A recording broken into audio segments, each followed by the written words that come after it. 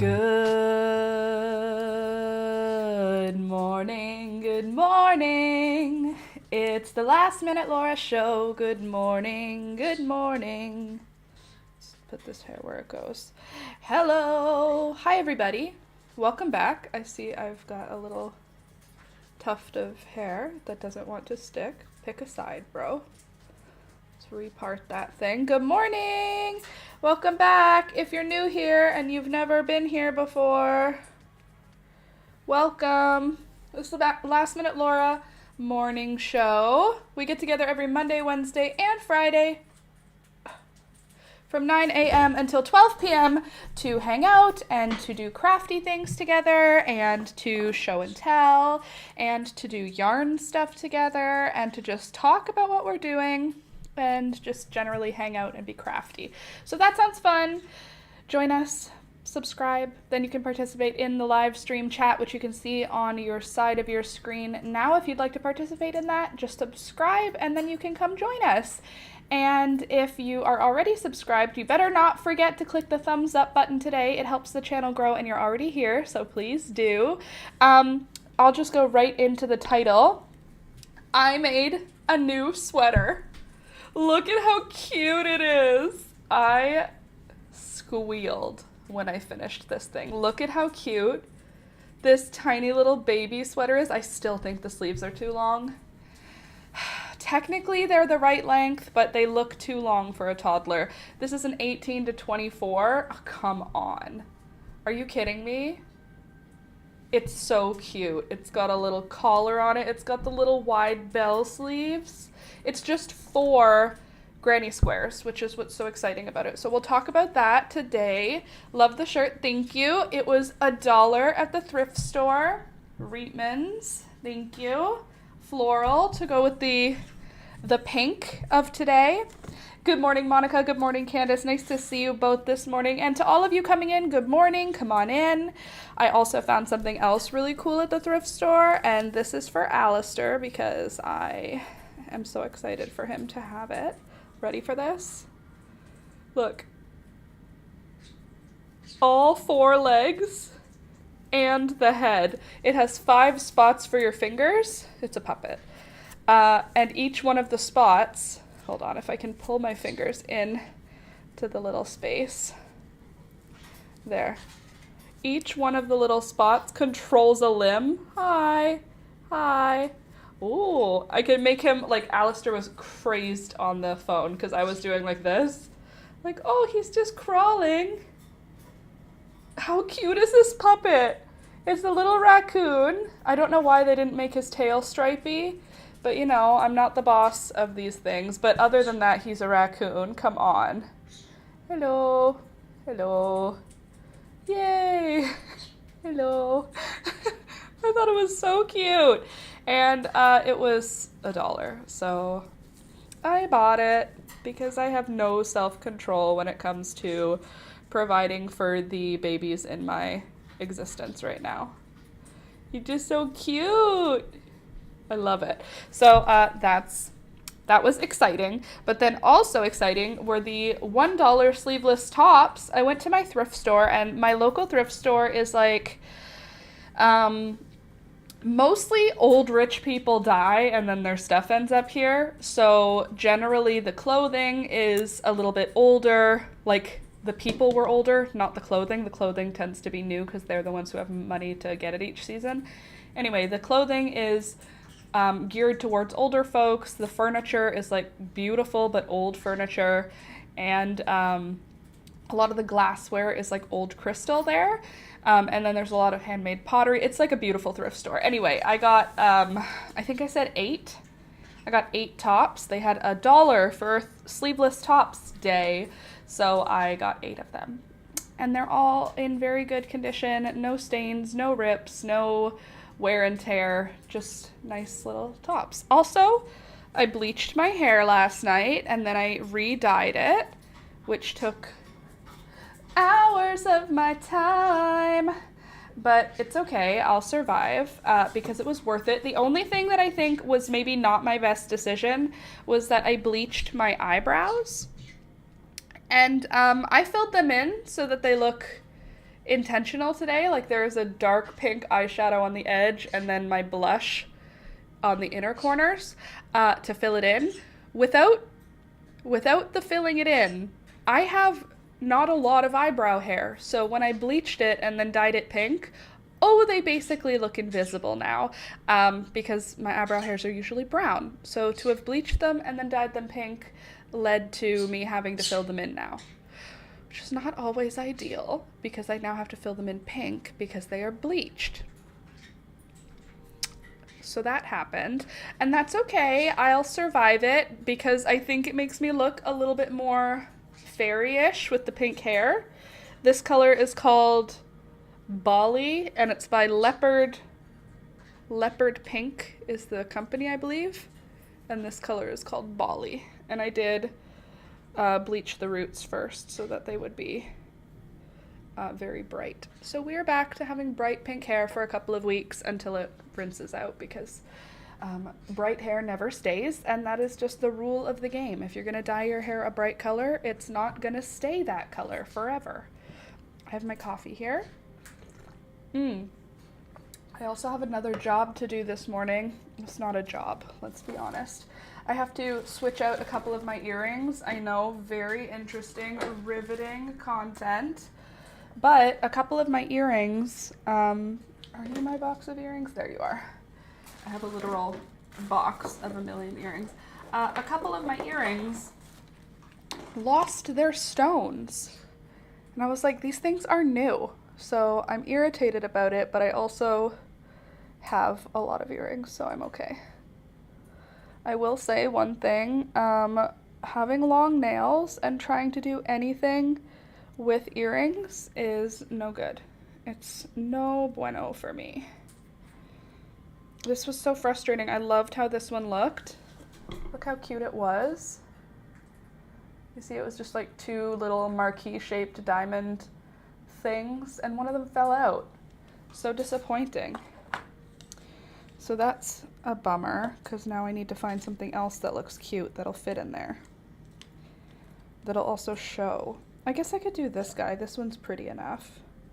Like, it's not super pretty, but it has a chain, and I like a chain. So I can live with that. But I do hate that the diamond fell out, because it's not a diamond, you know what I mean, the stone. Get gems at the dollar store and glue them in. I don't know if there'll be that size. I mean, I guess I can check. But I love that shape. It's like so dainty and feminine. Now, do I want to leave the chain hanging? I kind of do. It's supposed to be tucked in to the back of the earring so that it looks like there's a chain wrapping around. Oh my god, this earring is so well heeled. Ugh, it's so easy to change this one. Some of my other earrings, they just never want to heal perfectly. I have earrings that I've had since I was like 15 that still give me trouble when doing piercing changes. And then I have piercings like this that are only a couple years old. And they've healed like they are part of my body. They've just fully stopped panicking about being a hole, a permanent hole. There we go. I love screw back earrings. Okay, there we go. Now there's a little diamond and then a chain. We love a chain. My ear always turns bright red whenever I change any jewelry. And then I have Bactine, which is a antiseptic spray. And then just in case I introduced any germs, I put a little Bactine on there. And now this guy is gonna stay. This is my newest one up here. And then I'm missing one down here as well. Don't know where it went, don't know when. Oh, I forgot about you. I think I changed my mind. I don't think I want that chain one. I think I want this pretty stone. Do I want the chain? Can I even see the chain when walking around living my life, you know? Is it just gonna get caught in my hair? Probably. Okay, sorry, I changed my mind. I already know which one I want to use. Hold on. Oh, don't leave. Come back here, you. Where did you go? Fell on the table, on my chair. Okay, so the one I've decided I want to use, where did I put it? Did I just put it down? Of course I did. Where are you? There's like several earrings here. That's why it's a little difficult. Where did you go? I was just looking at you. Did I take you out and put you somewhere flat? I don't even remember what it was. What was I looking for? Oh, yeah, I remember now. 3 stones. There you are. All right, I'm gonna go with this one instead. This one screws in on the front. Again, so much easier when the piercing is fully healed. Doesn't give me any problems. So much easier. Sorry, I know this is not the content you came for today, but this is what you're getting to start off. We'll do some crochet, I think. I took out all of my scrap balls of yarn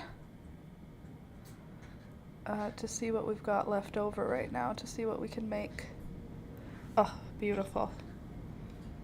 I love a healed piercing so much. A healed piercing is a thing. The next best thing is a fresh piercing. Both are good. Okay, here. So I prefer the screw-in jewelry because it never comes out, and also it's usually the ones that are screw-in are also flat-backed, which means that they're very comfortable to sleep in. Like, I don't notice my earrings when I'm going to sleep because they're all either flat back or, what's that loop that's comfortable called? Huggies? Huggy earrings? There's another one that's like intentionally comfortable for sleeping. I like those ones also. Okay. I'm telling you, having long nails is the problem here. Okay, are you screwed in? Yes, baby. Beautiful. That's what I want. 3 cute little stones. Can you just twist around so that you're facing the right way? There we go. 3 little stones. Beautiful. Sleepers. Is that what they're called? Sleepers. Well, I wear all of these all the time. Like, I don't take them out. What's the box in Thunder's Cave? That's my extra yarn. This is a moth trap, just to be safe. It's my extra yarn, my unused yarn. Like balls of yarn that have not even been touched at all. Okay, now I want to do the second holes here, because I have a ring through these 2, a ring through this one, and a hoop through this one, so I think a stud should go there. Where did the Lord's bed go? It's here. He's sleeping in it. It's just a little closer because his food is on the floor here. All right, let's see what earring could go in that spot. Just a regular stud? That seems boring. Don't you think?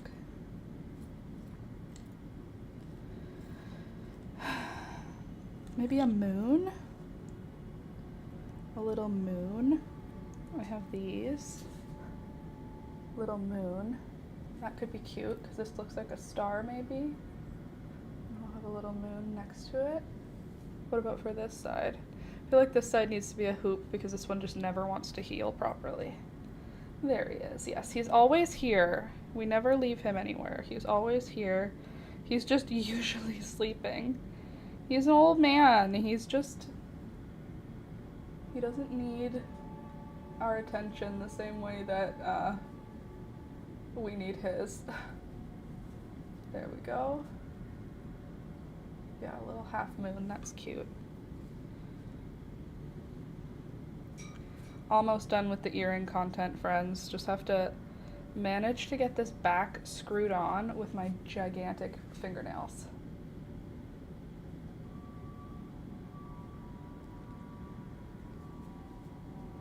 God, I love these piercings that are healed. They are so good to me.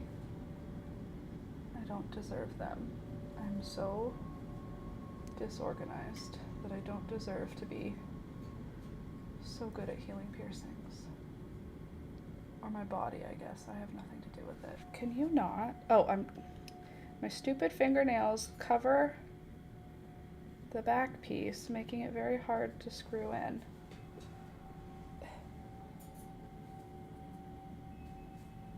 Haha.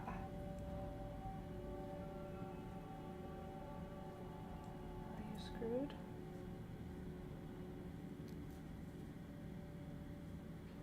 By the way, good morning. I know this is so entertaining. My brain can't do multiple things at one time. I need something that'll make this stick to my finger while I screw it in.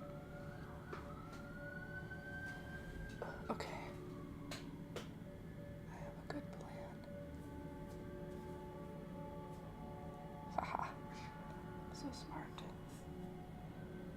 I'm not so smart. I'm sometimes smart. Come on. Stay there. Oh, it fell. Okay. Okay.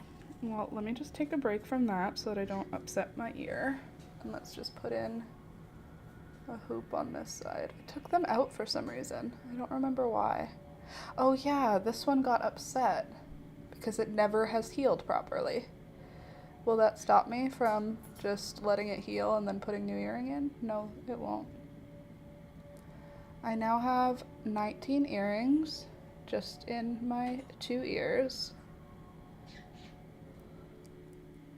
And I love all 19 of them. Ah, there we go.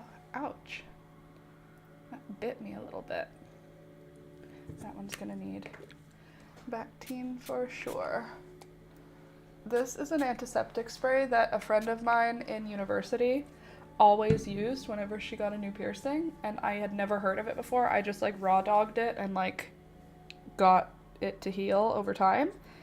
And once I started using it this past year because Alex's mom recommended it for, I don't remember for what, something that Alex had to deal with. She recommended Bactine for. Do I want a moon or do I want little stones? Do I have any stones here? Or is it just this side? 3 stones here, 1 stone here. No, the moon is good. We grew up using alcohol. Apparently alcohol's not good to use. I grew up using peroxide, Candace, for like everything. Peroxide was like just what we used to clean wounds and to clean ears. Like when I was little, you know how I've told you I had so many ear infections? Well, I would lie down on the ground on my side and my mom would put peroxide in my ear. She would warm it up a little bit in the microwave so that it wasn't shocking going into my ear, and that's what we were told to do and what we did to clean my ears when I was little. And now, I told a doctor that this past year. I don't know for what context. It must have been when I had an ear infection. They were like, please don't do that. That is not a recommended way to take care of your ears anymore. And I was like, oh, okay. I don't know. I just kept doing it because that is what my parents always did, because that's what the ear, nose, throat doctor told them to do. But yeah, I always use that on my piercings too, keeping them clean. There we go. Now I've got my whole stack. Here's what we've got. We've got one up here. Oops, why are you tucked back there? Come back here, you. We've got one up here, one next to it. So opal ring, then my conch, which has finally fully healed. I love her so much. Then I have 2 piercings with 1 ring going through them. Let me show you up close. See? 2 holes, but I put 1 ring through the holes. Love that. Conch healed. Rook healed. This one healed. This one healed. And this one was my spaced one, which is why it looks like stretched out, because it's had something heavy in it, so it's all stretched still. I wonder what size I could still fit in there. It was up to size 0. So you're pierced at a 18 gauge. I have most of mine are 16 gauges, which is a little bit thicker. And then moving up from there is 14, 12, 10, 8, 6, 4, and then 2, and then 0. 0 is like the thickness of a Booster Juice straw. And that's as big as I got mine to go. This is about 0. I stretched my ears to about this size in high school. I just kept doing it, and my parents didn't notice, so I just kept doing it, and then it was just stretched and nobody did anything, and I was like, okay, cool. There we go. Done. Now the earrings are in, ready to go. Oh, I feel so much better. I feel like myself. I have all of my earrings in, and no, they don't match at all, but that's because they don't have to at all. Earrings are expression. So I don't have to have them do anything. All right, so what are we gonna do today is the real question. I do have some ideas. I have a whole bunch of yarn here. I think I should get my second camera set up so that you can watch from the overhead. You know, putting my earrings in for me is like wearing my favorite outfit. Like, it makes me feel like, okay, I'm done. My outfit is done. I feel done. It's a good feeling. Also, earrings, while for me they are permanent, they're not actually permanent. You can pull them out. I can go somewhere and take all my earrings out, and I mean, I'll know they're all there, but like no one else needs to know. And I appreciate that about them, because I find tattoos a little harder to hide. Not that I would have to anymore. I mean, I'm in my mid-30s now. There isn't anyone who's gonna be like, you can't have tattoos here. But, you know, there used to be that risk that tattoos would be like inappropriate. So I never got tattoos. Plus my parents never approved of them, so I never got them. I don't think they would care at all now. I literally don't think they would care at all. I dyed my hair and got lots of piercings. That's how I personalized my life. Yes, I have a bunch of chocolate on my desk. Don't worry, my pets don't go near it. Let's try and get this to be a little closer to the desk. Beauty. Speaking of beauty, I read an entire romance novel in the last 2 days, and it was trash, obviously. It was basically, what's it called? Fantasy smut is what the youths are calling it. It was a romance novel. It was old enough that I can call it a romance novel and not fantasy smut, but that's what it was. It was what are they called? Immortal, not gods, but immortal warriors, and just an average girl who just stumbled into this crazy life. I loved it. I had a great time. Thank you very much. And Alex came in and he was like, so, is it a vampire? And I was like, no, it's not a vampire. He's an immortal warrior from the time of the Greek gods, okay?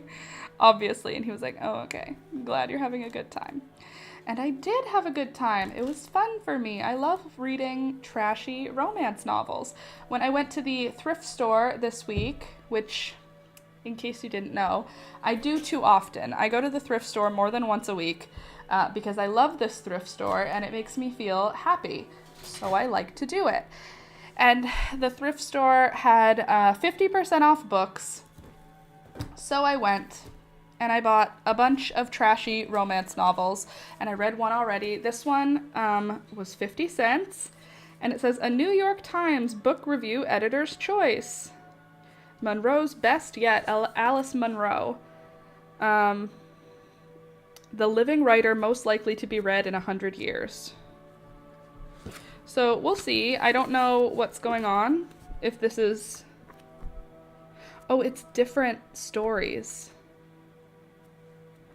Okay, so this one has short stories. Another one that I bought was the trashy one I read already. Basically, I just bought a few because they were $1, so they were 50 cents. One of them was 50 cents, so it was 25 cents. And I was like, I can read them and then return them to the thrift store. So I actually won't even take the tag off because I'll be returning it this weekend. Here's some of the yarn that I have not used yet. These are the larger balls. I also have a selection of smaller balls of yarn. We can see about those, what we can do with them. I also have some wool that was naturally dyed. This one was dyed with,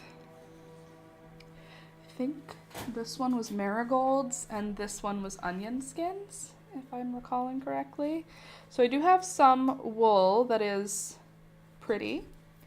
And then I just have these fun colors. So I don't know. What's the vibe? What do you think? What could we do? small balls of yarn and bust a stash busting project out, or large balls of yarn and get started on, a new large project. And then these ones are the Twinkle Mary Maxim Twinkle yarn. It's like baby yarn. And I'm like, should I make a baby blanket with this yarn, or should I just use it for whatever I feel like? This comes with, it's a number 1 super fine. I don't know about that. I would call it like a number 2. But it's 50 grams, approximately 230 yards. So 2, 4, 6, 800 yards. I mean, it's enough to make a child's sweater. It's more than enough to make a child's sweater, I think. But it's not enough to make an adult sweater. Honestly, though, if I knitted, it would probably be enough to make an adult sweater. But we're crocheting. This is a crochet channel, remember? And then, okay, so those are the baby yarn colors I have. And then the Mary Maxim, I think it's called maximum value, or I think it's maximum value yarn. I have green and purple, like Barney the dinosaur.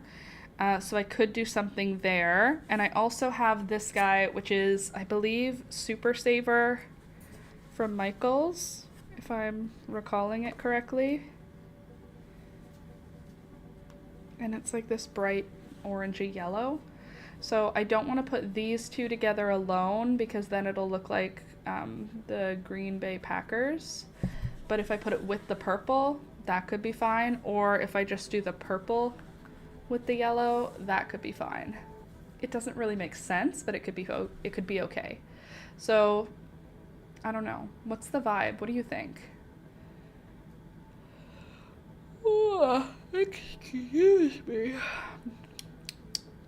I do have a plan to make a pair of fingerless gloves and to make a plant pot cozy. So I could do a plant pot cozy in any of these, or a pair of fingerless gloves in any of these.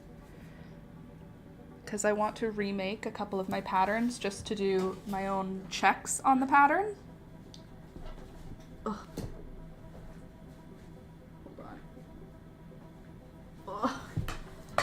My little pattern book here. I rewrote some of my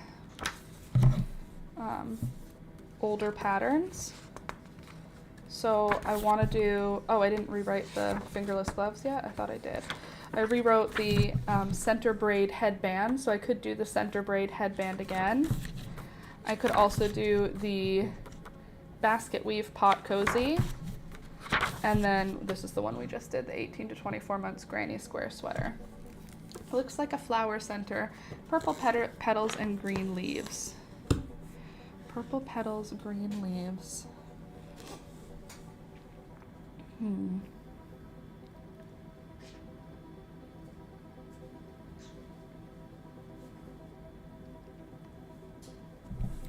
Trying to imagine the colors all together in a way that doesn't make me think Green Bay Packers. I need to like separate some stuff over here.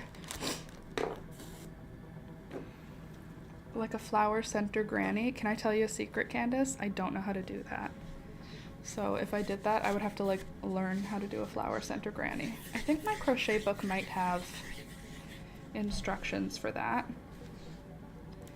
Is that silly to have no idea how to do that? Okay, so these colors we could do together. I do want to remake that headband, and I want to remake the basket weave pot cozy so that I know that my pattern is done right. But I don't really want to use yarn that I have enough to make a larger project, you know? Hello, lurking while knitting with a cup of tea. Hey Lynn, nice to see you. Hey Raven, good morning. Oh, hey Nana, good morning. Nice to see you guys here. Don't forget to click the thumbs up button as you hang out with us, okay? Even if you're just lurking. Knitting with a cup of tea. I need a new stash busting inspo. I have so many small bits of yarn. You know what? Why don't we take a few minutes, go onto Pinterest together, and see what the internet has to offer us for stash busting projects. I like doing that. So let's do it together, shall we? Hi guys, hello, welcome, come on in. If you're new, don't forget to subscribe. It helps the channel grow. You're already here. Okay, let's do this. Let's get this party started. Yes, please. Maybe a colorwork shawl. Okay, we could do a colorwork shawl. I see you. Okay, let's go to Pinterest because Pinterest is usually right about everything. Okay, let's see. Stash Buster crochet projects. Not projects, Laura. Projects. These fingernails. Not projects. Projects, Laura. My fingernails are making it really difficult.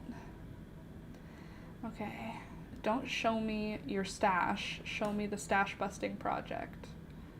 Let's see. How about small crochet projects? They're always like amigurumi. That's the only thing that I don't love about Pinterest. Whenever I'm like, show me the truth. It's like, do you want amigurumi? No, ma'am. No, I don't. I'm here looking for more than that. I'm trying to spread this out so it shows everything better. Okay. Ooh, that's cute. A hanging basket with plants in it. That's cute. That's a fun little stash buster, if I do say so myself. Okay, lurking in the back while working. Nana, I totally get it. Hey, look, there's a flower granny square. Just like you suggested. Why are you not showing up for me on the side? That's so weird. I can see it. Why can't you see it? Okay, one skein, crochet scarf. See, amigurumi. Granny squares. Ooh, pretty maple leaves. Oh, this is something I would love to make eventually. Look how pretty that is. A bunch of flowers as a wreath. Very cute. Okay, fanny pack. Granny squares.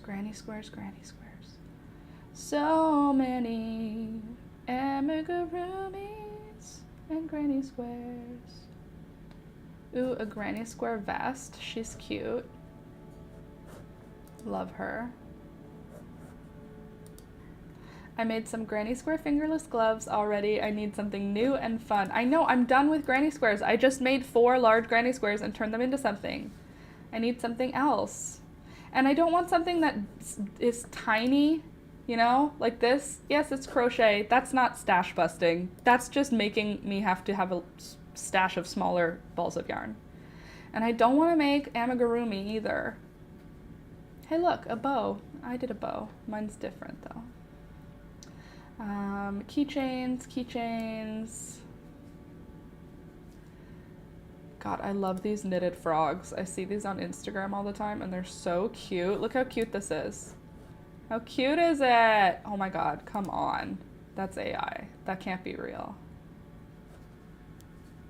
It's so cute.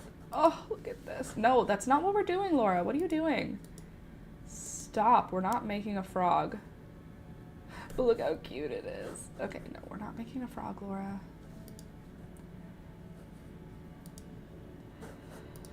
Oh, that cat is cute too. No, we're not doing amigurumi. I don't want to do that.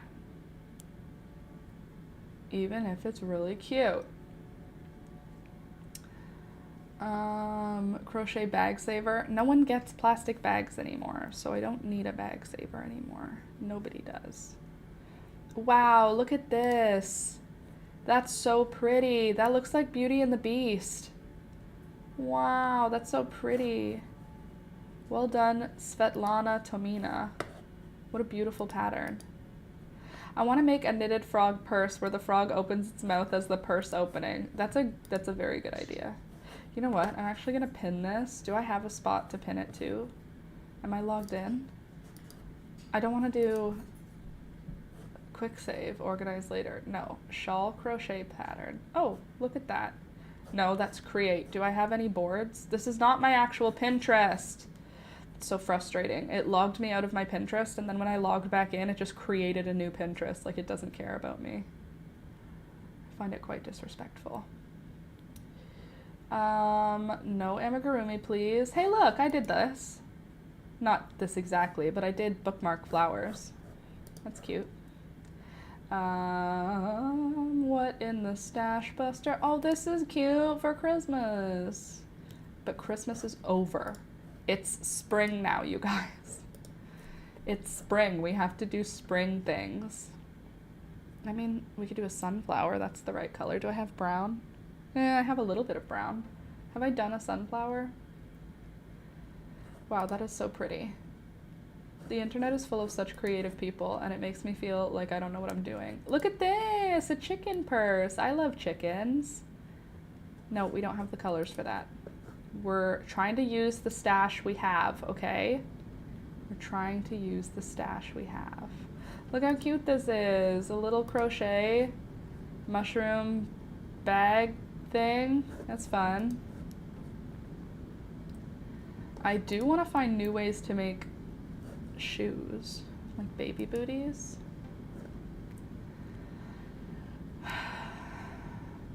This is cute too. How to embroider on crochet toys. Can you imagine if you had a parent who made beautiful little crochet toys like that? I use large yarn, but this is like tiny yarn and it's so pretty. I agree that a knitted frog purse would be a good idea. Ooh, this is a pretty plant pot holder idea.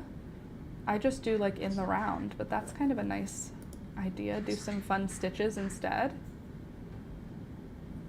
Some lovely basic hand warmers. We love that.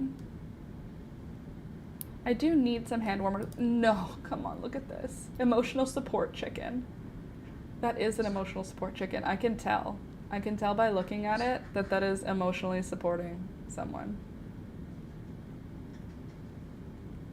Ugh, Temu. I hate Temu. Or I hate the idea of Temu. Okay, look at, that's how it works. I don't understand that. I would need to follow a pattern, and she's not a big fan of that. No, stop this.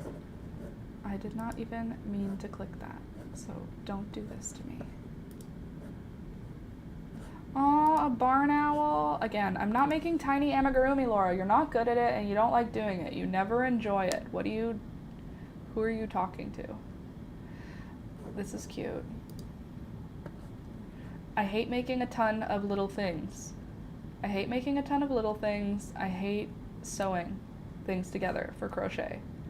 So let's keep that in mind, shall we, Laura? Thank you.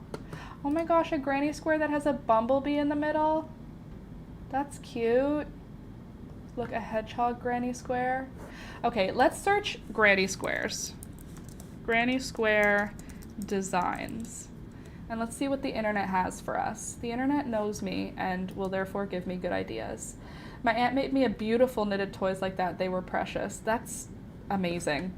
I want to be that aunt. Yes, emotional support chicken went viral, and then Retro Claude made a vintage pattern for a duck, and it became emotional support duck. That's cute. Ooh, the bubbly one. How about the cat one? Look at this. Oh, those are just added to a granny square. I could do that.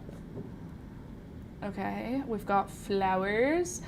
See, these ones to me are not opaque enough. This one's pretty though, the top one. Let me drink my coffee while we do this together, because coffee is important. And so are you. Okay, let's just try and find a way to have both. Oh, the bumblebee one. Okay. What did I read? What did you say that I read? I feel like I did not. Oh, you wrote bubbly. No, we're not trying to close the whole thing. I'm just trying to make it so I can see the chat at the same time. Gosh, the internet. Do you even care about me? I'm trying to fit as many of it on here so that you can see exactly what I'm seeing. All right, there we go. I think that is good. It always has to readjust. Okay, here. Let's see. Oh, come on. Look how cute all of these are. Again, these are just embroidered on top or crocheted and put on top. Look at these ones. These ones are done in the round. That's cute. That green is pretty. It's not the kind of green I have, but it's pretty. Okay. This one's a nice flower. Ooh, the badger is so cute. I agree. The badger is very cute. This one's pretty. Could she learn it? The daisy's cute. This is reminding me of the sweater that I made. I know it's not the same colors, but look at this frickin' sweater and tell me it's not the cutest shiz you ever saw in your life. Can you imagine? I'm gonna test it on Alistair to see if it's too small for him because he's 2T. It should be 18 to 24. And if it doesn't fit him, it's okay. I have multiple babies to test it on. But come now. Look at his little 1970s hippie parents. Look at, imagine. Hey, buddy. Because this is how he sits with me. He's so small. He's gonna not even be small. He's gonna be gigantic in like a month and a half, 2 months. I think her due date is the middle of March, but that doesn't mean that she'll be pregnant till the middle of March.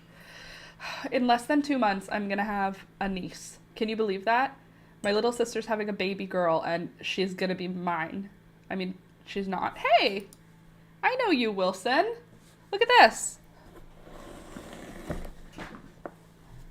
My favorite sweater has this on it. I didn't make it, obviously. Melanie did, but look. Ta-da! Melanie made this one for me. Melanie is our in-house snail master. Oh, look at all these little mushrooms. These are cute. That's a cute stash buster. For what? For what, Laura? To stitch onto a sweater? I literally don't even need you guys here. I can talk to myself just fine. Not crazy, just a little unwell. Oh, sun and clouds. No, don't play a video for me. I didn't ask for that. But look at the sun and clouds one. Suns and moons. That's cool. Little fruits. Are you just stitched on? No, you're done in the round. Okay, I love that. I'm not a fan of when it's just stitched on top.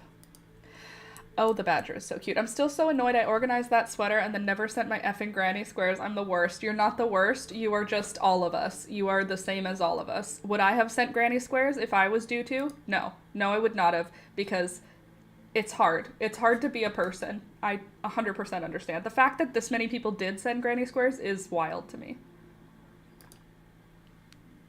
This one's nice. Mushrooms. Are we just gonna do this? Because this is fine. I'm fine with this. Oh, look. Somebody made the Grafgan pattern for it. So that it is mushrooms. What colors do I have? I do have red. I do not have white. Who has white yarn? Who keeps white yarn? Come now. Oh, wait. I have white yarn. It's just undyed cotton. No, I don't have white yarn. It's undyed cotton. It doesn't count. Look at this. Ooh, a crocheted Luna moth. That could be fun. Do I have colors for a Luna moth? Of course I don't. Laura, why do you frickin' like the things that you don't have colors for? I mean, that cotton could work. Hold on. I have cotton that might work. Okay, Luna moth, green, pink. What's the other colors of the Luna moth? Do they have other colors, or is green and pink gonna be okay? I have like a neutral blue. A Luna moth could be fun. This green would work, right? It has like a cream color, but we could just ignore that and do it in a different color, right? Right? Let's do it. Let's do a Luna moth. Okay, I'm not gonna follow the pattern I'm looking at, but I am gonna use that to draw out my Luna moth. Actually, no, I'll just search Luna moth. That way I'm not risking copying them. It's not amigurumi, so it's different. Okay, let's see what we have for a Luna moth. Ooh, she's so cute. So she technically has some white or cream. Could we see you larger, please? Okay, let's have a look at you. And then I'm gonna look at that picture, and for you guys, you'll see this so that I can draw it out. Cream, pale, yellow, green, dark brown. Well, I have green. That's a start. We could call this cream. And then I have a different kind of pink. Cream, pale yellow, green, dark brown. Why is there no pink in a Luna Moth? The outline is pink. Okay, I don't have cream. I mean, I don't have cream and I don't have dark brown. But I do have this, even though it's not cotton. It's brown enough. And let's see what I could do for like what needs to be cream. I have gray, again, it's not cotton. So this is gonna be a mixed fiber project, which we know I love. We know Laura loves mixing fibers. I follow the Bible. I don't like to mix fibers. That's a joke, I'm joking. But I'm not joking about the not wanting to mix fibers. That's not something I'm a huge fan of. Okay, so I'm putting a page between each pattern so that none of the instructions from the drawing make it onto the next pattern. So the instructions will go here. Good morning, I love the baby sweater from the thumbnail. It reminds me of plants and a leaf. Isn't it so cute? Good morning, Marina, by the way. I love it too. I feel like it's a very like little 1970s baby. It's not for a baby though, it's for a toddler. It feels small, and now I'm doubting my ability to size baby clothes. Okay. What is this Luna Moth for? That's none of my business. What right now is my business is drawing the pattern. Okay, she needs a little bit of tape. Where's the end? Washi, just to hold the book open. Yep, that's a great green. Perfect, thank you. Thank you for being here today. There we go. Hold the book open. We love that for her. Ooh, I'm excited. I love feeling excited. So fun, so whimsical. Where are my pencils? How many pencils do I end up opening? Because I put the other one somewhere else. Oh, I forgot to release the birds. The birds are currently trapped. I should release them. Hold on a second. Hello, kids. Would you like to come out? You want to come out? Let me face away so she doesn't feel shy. Do you want to come out? Beelzebub, you want to come out? You want to come out? I know you know how to say it. You want to come out? Say out. Out. Beelzebub, you want to come out? Sorry, it's like a whole thing. I want them to say out when they want to come out. Do you want to come out? Yes, you want to come out. Good girl. Good girl. You're so smart. Burger, burger, burger, burger. Can I have a kiss? Not a bite. A kiss? No, don't aim to bite me. A kiss? Can I have a kiss? Kiss. Thank you. Can I have a kiss? Thank you. Oh my goodness, so much drama. Do you hear these dramatic little squeakers? Squeakers, more like tweakers. Oh, I have another three different kinds of brown. I didn't realize I had any left over from yesterday's project. Release the Kraken, more like release the Squawkin'. Whatever, they're up, they're free. Okay. Now, I need to plan what a Luna Moth looks like. Let's see. Madam Luna, who are you? Let's have a look. Okay, we have a center line because it is symmetrical. So she needs a ruler. to make sense of this. She's also, oops, why are you bumping into something? Okay, here we go. All right, so we're gonna need to imagine the pieces because they're gonna be stitched on, right? Right. Although considering the Bengal meows, it's shocking the parrots aren't your loudest pet. It is shocking they're not my loudest pet, but the Bengal meows are currently under control because look at what the Bengal is doing. Look at how cute this little guy can be. Come on. He just sleep right in front of the vent. He just little boy. He just baby. He just sleepy, adorable baby. He do nothing wrong. Okay, he quiet when he unconscious, fortunately. He actually not quiet unconscious. He purr very loud. I don't know why I'm talking like that. Okay, so let me just... You better not be harassing the cat, Beelzebub. Oh, never mind, you landed up there. You're fine. You're a good girl. Okay, aw, I know, he's very cute. Okay, so... Our moth is got a ripply ripple. So the pieces, okay, so first we're gonna draw a moth, and the moth is gonna be contained in this space. And then down here, we're gonna put the shapes that make up the moth. Does that work? I'm just putting the moth into a giant picture so I can imagine it a little better. Okay, so first, the height of the moth is 3 bodies high. So that's useful. Not really. Wow, why do I forget how to draw right now? Okay, we've got 2 wings, fluffy body, eyes. Trying to decide where to start. Do I want to start in the middle? It's probably for the best to start in the middle.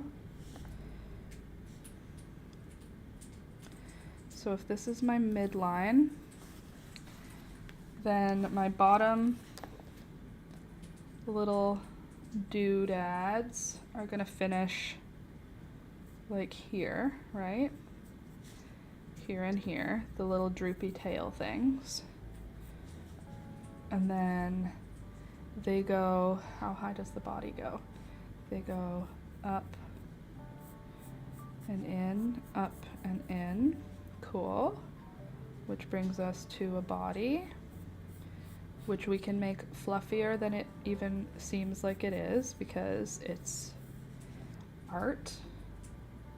And then it goes only a little bit higher, so we can make the body a little bigger than that because the wings are only gonna go about that tall, right? So if that's the tallest part, how wide is this little bird? You need to come out to how far? How many bodies wide? Are you 4 bodies wide? So that's 2, 1, 2, 3. 1, 2, 3 additional bodies will be how big you get at the sides. 1, 2, 3 additional bodies for the bottom wing, and then how big are you? 1, 2, 3, 4, 5. Okay, 3, 4, 5. So that'll be the other wings. So top wings, bottom wings. And the bottom wings need to come like almost 90 degrees really out. And then how far down? That's almost at the body. Like that. Like that.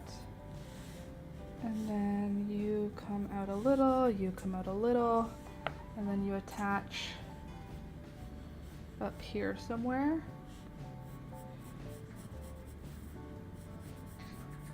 Okay. Good. We love her. Cool. That looks sort of moth-like. And then our top wings,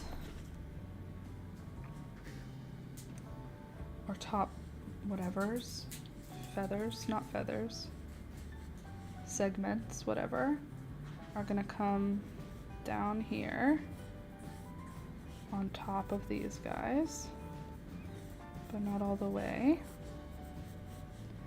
And then they're gonna taper up like this.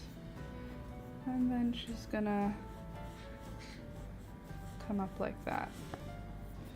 Taper up like this.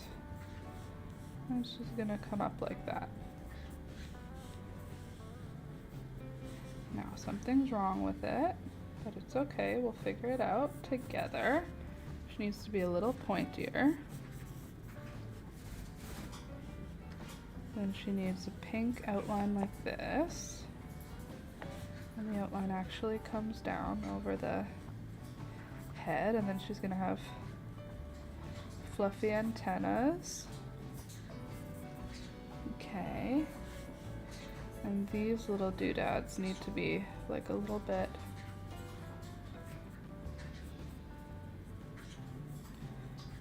rumply, I want to say.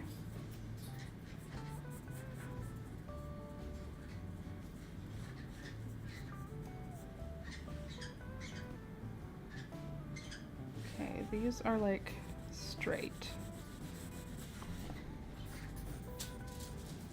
Almost. Okay, and then you guys have lines like this.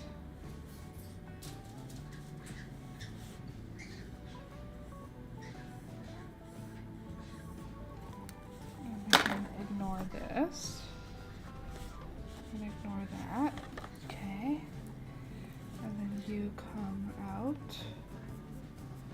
And you do a little bit of shape things. And then you come like this, and you come out. A little bit of shape things. Okay. You can erase the body underneath. Okay. Now you also have some designs. Okay. Those might have to be stitched on after the fact. Something's not right though. This is not giving a Luna moth right now. And I'm wondering what the problem is. Or is it because you're connected too high? I feel like you need to come more like this.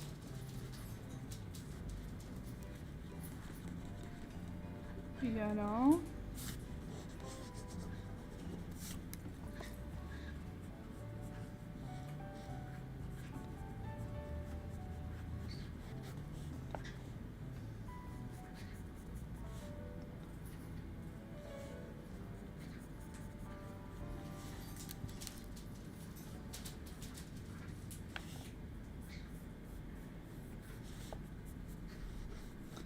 You do have a curve.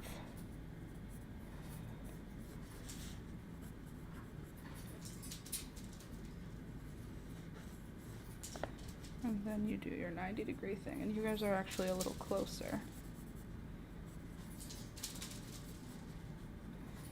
I hear you, Beelzebub, I do, and I care. But I would love if you could stop making a mess on the floor for no reason at all. Can you hear her? She's just knocking food onto the floor. She's not even eating it.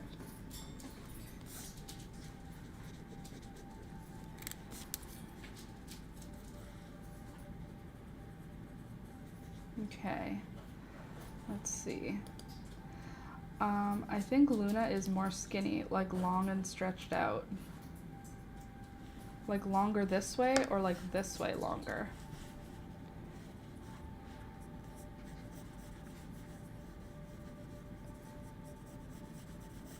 I feel like she just looks majestic. I feel like this has to come down though.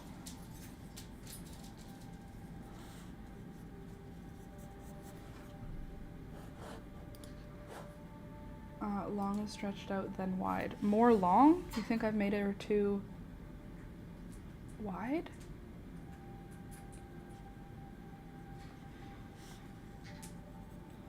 I mean, you right.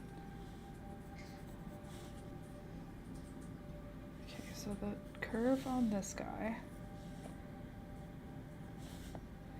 this curve is like this, and this curve is like this. Wings. Needs longer wing flappies. Wing flappies, got it. These are the wing flappies down here, I'm guessing. That's what you mean. Okay, and then you curve up pretty nice. And then you curve up pretty nice. But that means you guys are supposed to be doing something else. First of all, you are not curved, you're straight. And then we have like our wing nubbins. So you guys are supposed to come in here more. And then you come out a little bit down here. But not as much as I originally thought. And then we'll come down like this. And then these things do this. This is going to be like a ripple, not a toothy line. The tail should come off the bottom. I believe they should be. The tails that come off the bottom. I knew what you meant. Wing nubbins. It made sense to me. And then you guys curve like this. Right? But you have straight lines going on. Sorry, I have this unending rash that won't go away on my arms. Okay, and then you guys come up a little like that. We'll get it. We'll get there. We just have to think about it more. Sometimes it just takes a little more thought, okay? Okay, and then these are straight lines for some reason, which turn into a curved line. So straight line turns into a curved line, which is going to bring us to this point, and then you are going to curve, and then you are going to curve. Okay, so why do you curve? Because the inside becomes the outside. So you are going to go straight down, and then you're going to come out like this. Okay, and then you're going to come straight down. And then you're gonna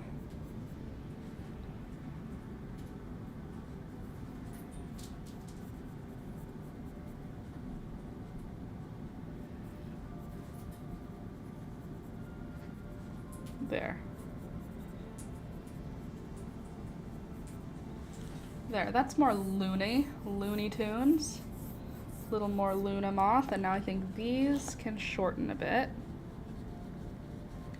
I feel like she's not quite so pointy, but the wings do come down, so we'll have to, if the high point is there, the high point is following this, and then she comes down a little bit, and she's got a perfectly round, beautiful wingtip, and she comes straight down. She doesn't have a lot of curve here. Maybe just a little curve. Just a little curve. Okay. And then this is more like a straighter line. I feel like it's a little less of a drastic increase than I had originally thought. Like that. Okay. I'm gonna take that down a bit. Take that down a bit. Okay. We're getting there. We're looking more Luna Moth-like. Okay, and then if that's the high point. Okay. This doesn't look right. Let's bring you down. Okay, that's better. That's looking, there we go. That's doing it. This is looking right. Among the largest moth species in North America. Okay, and then the eyes are where the body ends.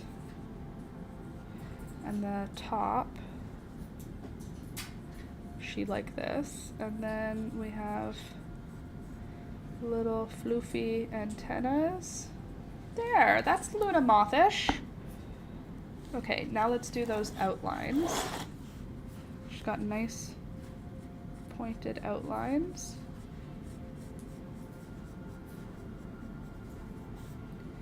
So they end in a nice point.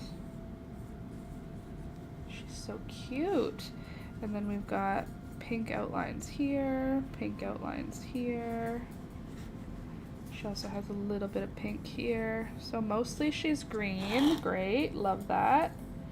Love that for us. Okay, that looks kind of more Luna Mothish. I feel like you could have just a little curve here.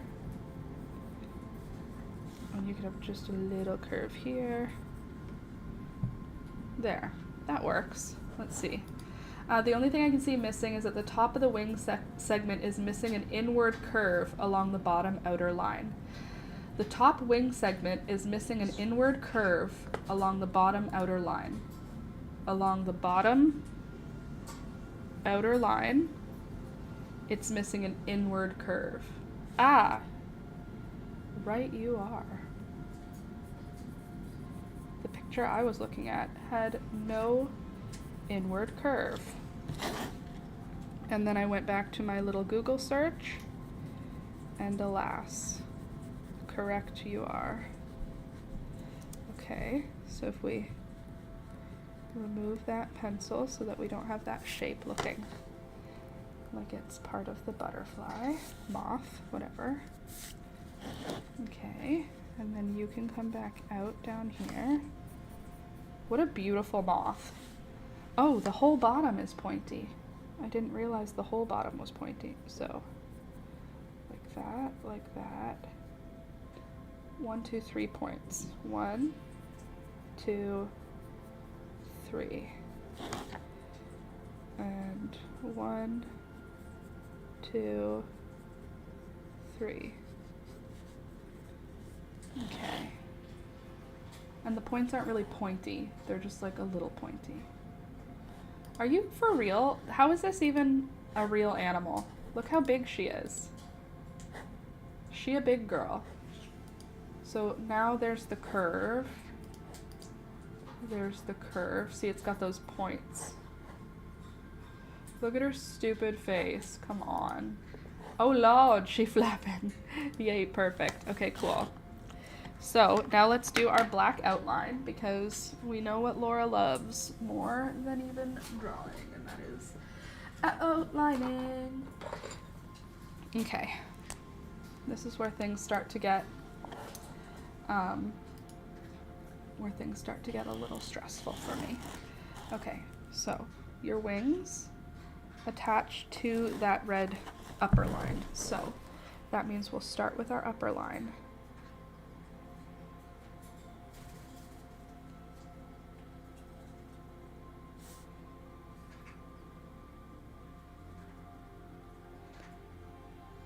Okay, can we maybe work a little together here, pen?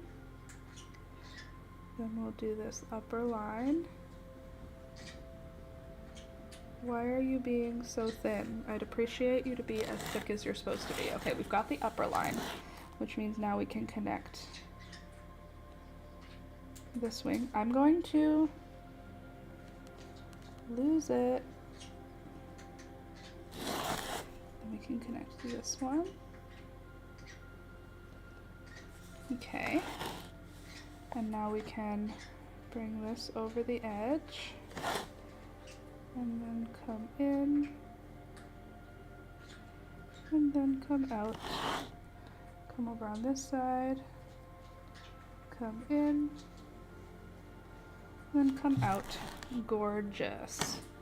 And then these bits are gonna come right out of there. Cute. And then this can come right out of here. Cute. And then we're gonna have a little head with little antennas. And the antennas are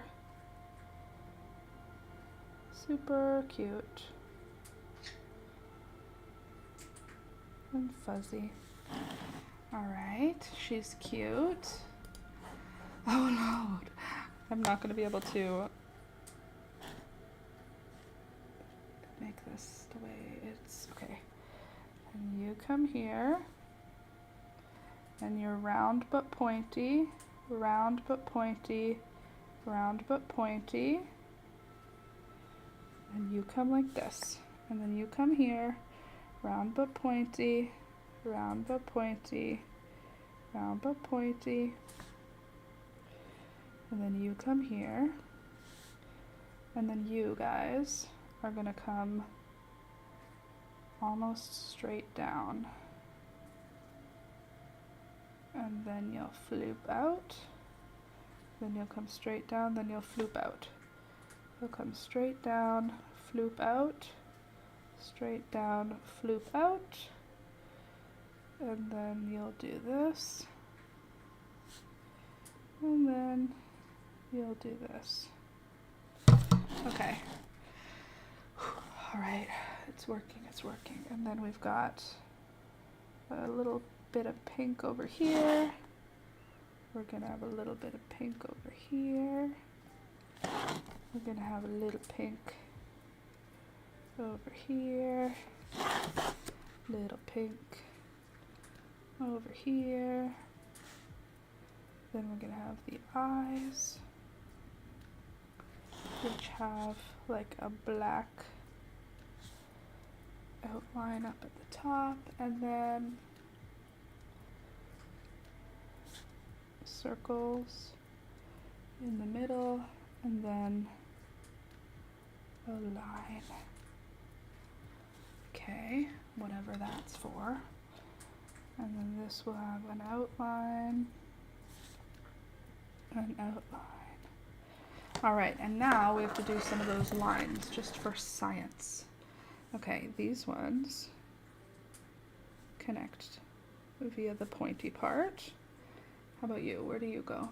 Third point. You go right on the side of the eye. Thank you so much. And then the next one isn't till after the eye. Then we just have to match her up.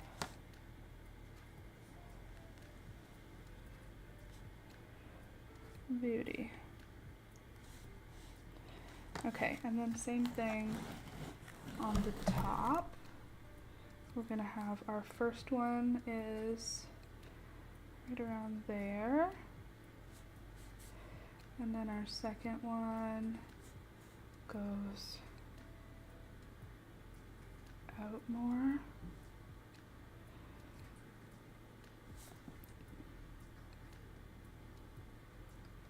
All right, all right.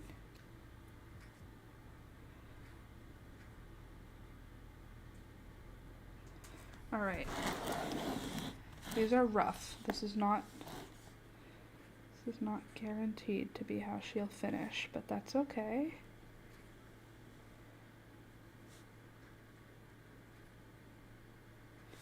It's just a plan right now.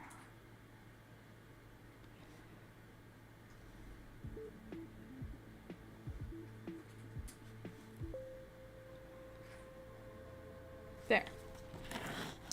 Luna Moth. She's beautiful. She's beauty and she's grace.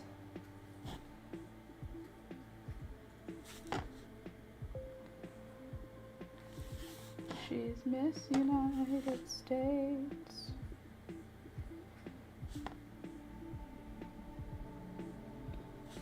All right, there. They're supposed to be connected here, actually. Oops. It's all right. It's just a drawing, Laura. Their wings have little picos. That's cute. Yeah, we're gonna have to do picot stitches. Great. Okay, we're gonna figure this out today. We've got this. How cute! I love a Luna moth. Okay, now we can erase our pencil lines so we can really see what we got happening here.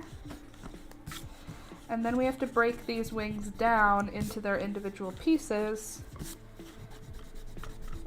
I don't want to do amigurumi. I don't like sewing stuff together. Creates a hybrid where it's amigurumi that you have to sew together. We love this. Okay, there we go. There's my attempt at a Luna moth. Oh, I forgot the lower part of her body in pen. Or his body. I guess it doesn't really matter. He's not real. Okay, and then he's floofy, so we're gonna add texture by doing some dots and dashes so you know where the body is. And we'll also add lines. I guess we might have to make legs too, but we'll do that at a different time. There. There's our Luna. I'm not gonna color him in right now because I don't want to. Okay, now we have to figure out let me zoom you guys in on the drawing a little bit so you can see as I figure it out. Now we need to separate the different wings. So wing number 1, we can make a straight line.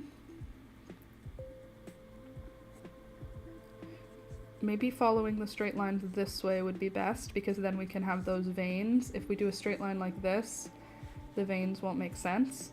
So if we're looking at it like that, then it would be,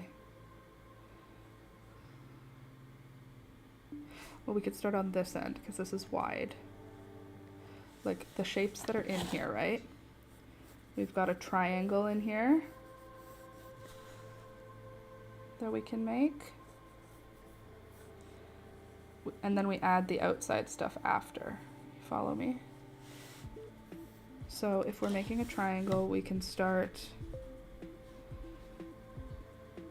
with the point or with the wide. Alternatively, if we do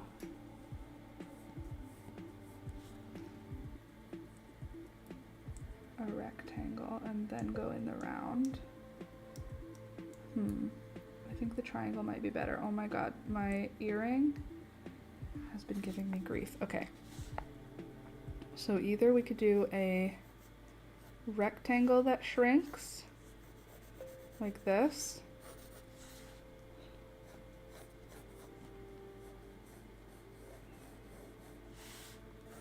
So not go all the way to the point, or we do a triangle that shrinks. Maybe triangles will be better. And then we can add rounds around the triangle.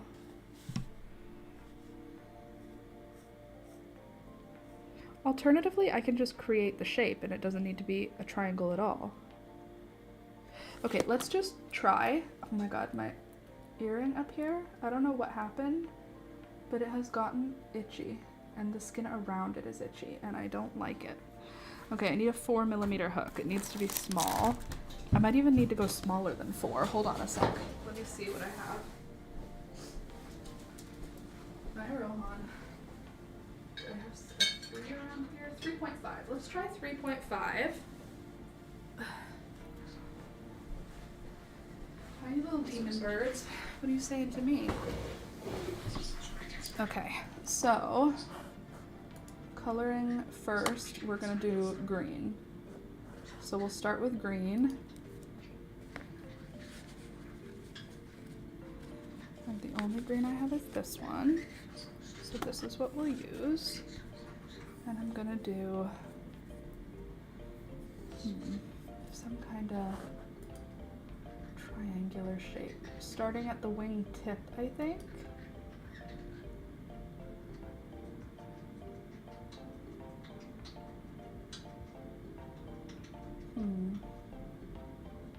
Maybe if I start at the underside of the wing and then I just reduce it.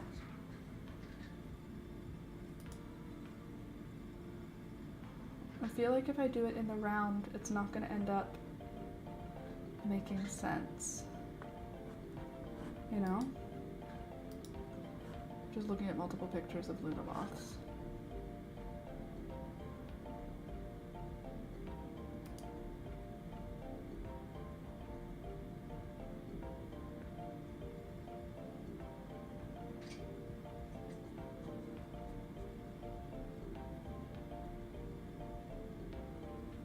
Okay, I think I'll try from the underside of the wing. Yeah, I think that's what I'll try. Okay. How big are we making her? The real question.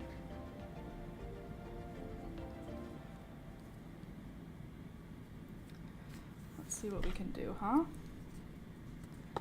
I believe in us. We can do this. So we'll start with my chain, and that will determine how big the wing will be. 1, 2, 3, 4, 5, 6, 7, 8, 9, 10, 11, 12, 13, 14, 15, 16, 17, 18. Let's see.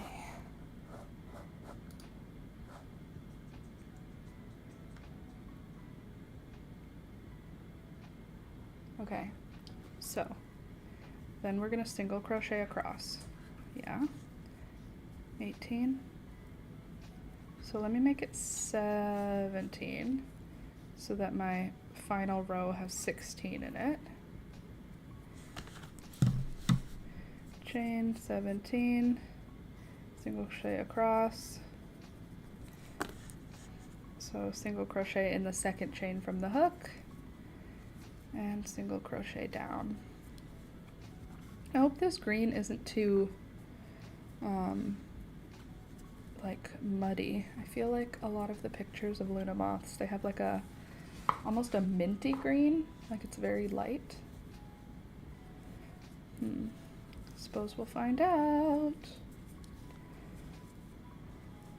Okay, so now I'm thinking for the underside, what I can do to create the angles I want. We're still gonna have to work in the round around the whole thing after, but for just this green section, I was thinking we could do, maybe we could do back loops only, and that will create the ribs so that I don't have to do any embroidery on it after. That could work. Okay, so here's my initial chain, initial first row, right? So I know we're gonna have to do corrections by doing the rounds after the fact. I like the softer green, to be honest. Well, thank you. I hope it looks good in the end. So I know we're gonna have to do work in the round to like round off the sharp edges of this, but I'm thinking for this part, which is right here, what I can do is have it come out diagonally by doing 2 single crochets in the first stitch and then single crochet 2 together in the last stitch to kind of work my way across like that to create that diagonal line until eventually it's like got more of a wing shape. So I'm gonna try that. I think I want to try doing it back loops only also, because I have a feeling that that's gonna do something kind of cool. I have a feeling that it's gonna work for my veining. I hope. Why are we doing this? Why is this what's happening today? This is not how I thought it was gonna be today. I thought we were just gonna chill. Didn't think I was gonna have to think or invent anything. I mean, I don't have to invent it. I'm sure this has been done many times. But maybe I'll feel inspired to do a whole bunch of bugs or a whole bunch of different butterflies. Maybe if I can figure out the Luna moth, I'll be able to do a monarch or a, what are those other ones called? Swallowtail. Blue swallowtail, black swallowtail. You know what I mean. All right, let's find out if the way my brain sees this is gonna be the way that it happens. So I'm at my last 2 stitches of the row. Oh, you can't even see what I'm doing, sorry. At my last 2 stitches of the row, I'm gonna single crochet 2 together. Again, I'm still only Gonna do it in the back loops. And then will I chain one? I think I don't need to chain one. And then I can just single crochet 2 together in the back loops for the first 2 stitches to continue moving that over. And that's gonna create, hopefully, if my brain works. Oh, here's an idea. That blanket with suns and moons edged with moths and butterflies. That sounds lovely. And snails. We could just do a whimsical, nighttime, magical, woodland blanket. So moons and suns and toadstools and snails. I guess not suns. Moons and toadstools and snails and other such things. I like the moths and butterflies because it matches the daytime nighttime theme. Okay, so we could put all butterflies on one corner and all butterflies on one and moths on the other. That's a cool, fun idea. Okay, yeah, this makes sense. What's happening is what I want to happen here. Watch, I'll show you what I mean. I'm doing what a lot of people do as a mistake when they start crocheting, and I'm putting 2 in the first stitch and then single crochet 2 together in the last stitch, and see it's creating this diagonal shape, which is going to help us taper the top in and taper the bottom out. If I don't frickin' lose my mind. And then at some point we'll stop our increase, probably pretty soon, because we need it to go curve in. Yeah. Snails would go with the woodland theme. That's true. What else could go in the woodland theme? Snails and toadstools. Hi, bugs will be so fun. Sorry, but not sorry for the Pinterest inspo search. I also am not sorry for it. I think it's a good idea. I'm glad that you inspired me to search it. Because now, look, we're doing a whole new invention. We're doing the bug that no one asked for invention. It's gonna work though, I think. It's gonna be great. So we're gonna be making 2 of this shape and then 2 of the bottom shape.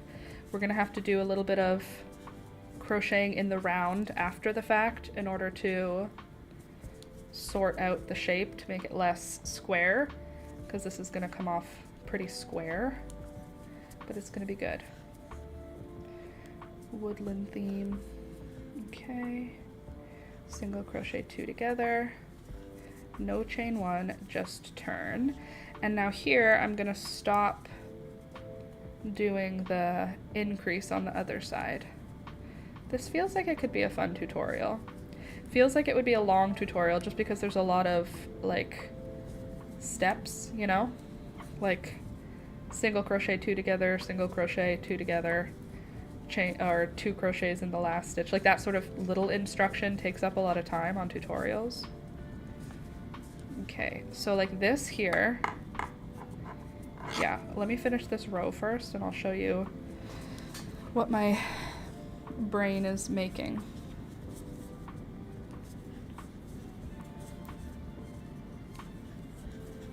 It's gonna be cool. I do still want to make the Very Hungry Caterpillar also. That is also on my list of things to make. But I don't have a reason to right now, but I want to. Okay. And then the last one. Okay, so what I'm doing right now is essentially I'm gonna do like this and have this come out, have this come out, and then have it come up while this is still coming out, and then have it come out again while this is still coming out, and then have it come up. This is like the shape I'm making. So straight lines, reducing on one side, and I just did reductions on one side. Now I'm gonna move straight up while reducing the same on this side, and then we'll reduce again to create the curve shape, and then I'll go straight up and then across. So that's the shape I'm doing for the top wing, and then I figure in the round is where we'll sort it out to make it like butterfly shaped. The very hungry caterpillar would be a good gift for a baby. Yes, you are right. It would. Lucky for me, there are 400,000 babies in my life and more on the way. I am auntie extraordinaire, and that's that. But that's my shape plan for the upper wing. And we'll see how the lower wing happens. What is that called? Lower wing segment? Cause they do you say moths have 4 wings? Or do they have 2 wings that are segmented? Are these considered 2 wings or 4 wings? Okay, and then I'm at the last stitch, so we'll single crochet 2 together. No chain 1. And then, oops, single crochet, single crochet 2 together.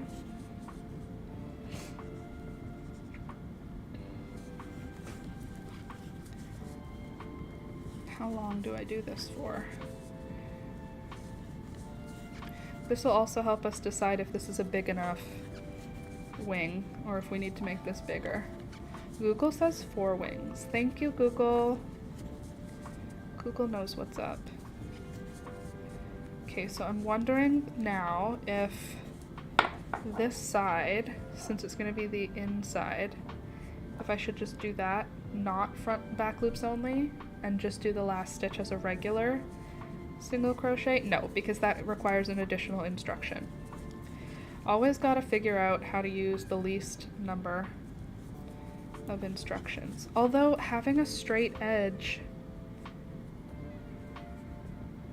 is gonna make it easier for me later. Let's just see what happens first. Let's just make this happen, okay? And if we do back loops only, the outer outline is going to have no back loops only, so that's fine. It's fine. Let me just talk to myself. I'll figure it all out. After this row, I'll be able to show you the way the shape is changing, and I might even have to do a decrease on the outside of the wing. We'll see.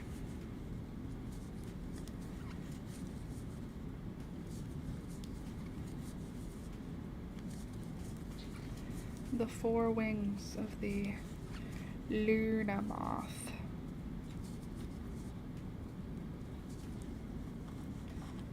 Okay, could you, thank you. Okay, so now, hopefully, we've got this. It's going to continue. Now this is going straight up. So it did start with a decrease. Now it's going straight up. And maybe it'll go straight up one more, and then it'll come back out. It's gonna be great. That's not a crochet hook.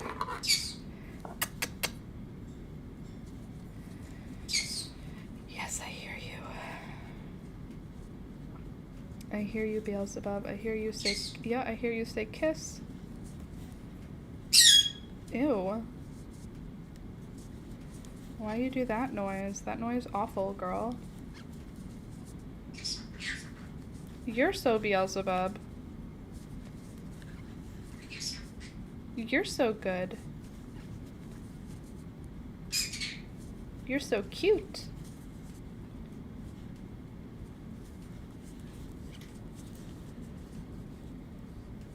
She's like, I don't know about that.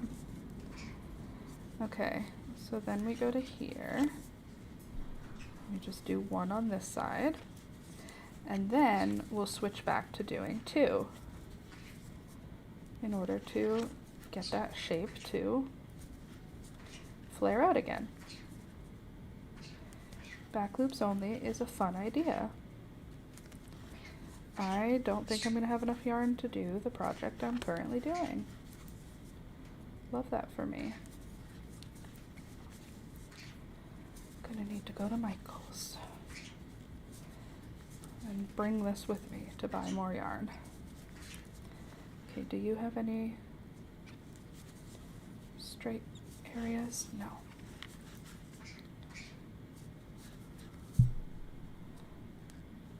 Come on, you. Gorgeous. Okay. No. Turn the work into the first one, into the second one. I guess I could have just skipped the first one.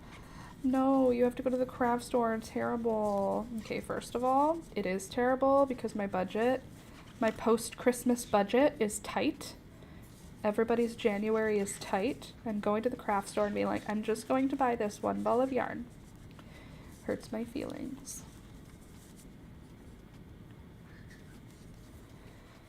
It doesn't really hurt my feelings. I still have a Michael's gift card. I'll be fine.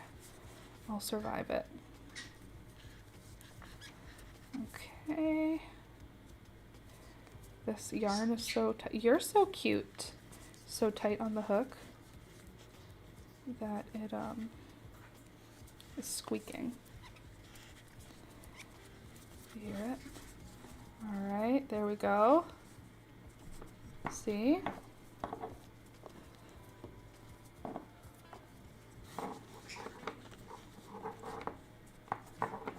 See what's happening? We're getting that shape happening, hopefully. Hopefully you can see it. By the way, if you're hanging out with us and you've not clicked the thumbs up button on today's stream, please do. It helps the channel grow.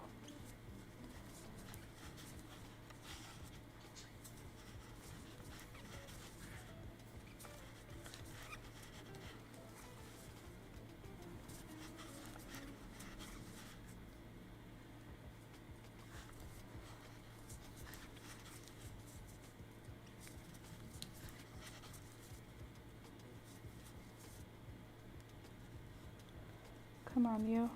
Thank you. Yeah, that's turning into a butterfly wing for sure, for sure. You seeing it? Do you see the magic? There's the upper. So this will sit like that on our butterfly.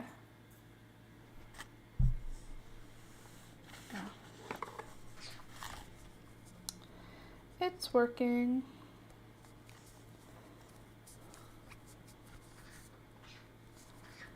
Oops, you're supposed to be a crochet two together. Fun, I like it. Me too, I hope it continues to work for us. Hello, Beelzebub. How doing? Hi, Gary. Hello. Is there something I can help you with? Or are you just gonna shout? You're already here. Hey. Gary. Yeah, come here. How about instead of screaming, you just choose another path? Any other path, Gary. No. Nobody likes when you do that. Everyone finds it annoying when you do that. And we judge you.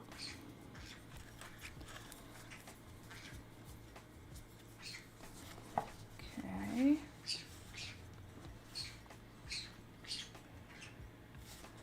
And then this will have one row with no increases to finish.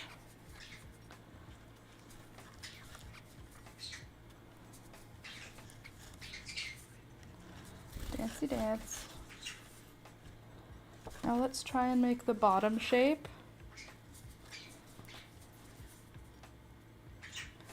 And hopefully this is gonna work out super cool. Hey.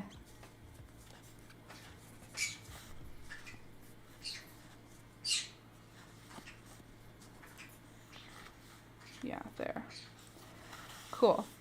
So, scissors. Oh, scissors, where are you? There you are. Okay, so here's the first wing shape. These are my sharpest scissors, and did you see them just hesitate there? Okay, here's the wing shape. So it'll sit like that on our butterfly. Oh, that actually is like pretty close. It'll sit like this. We've got our nice veins, which is super. And we can do something on top of the veins to make them stick out better.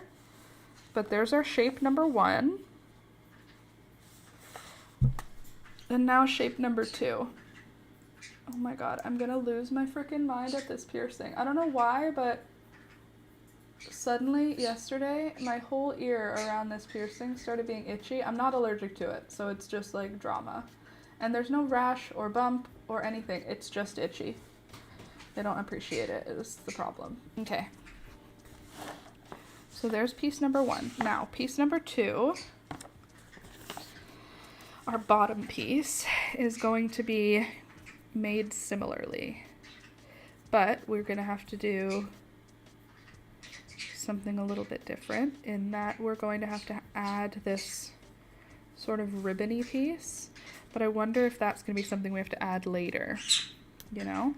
So I think we're going to start with our straight edge as this side. And then we'll, okay, so if this, ma'am, if our bottom is this,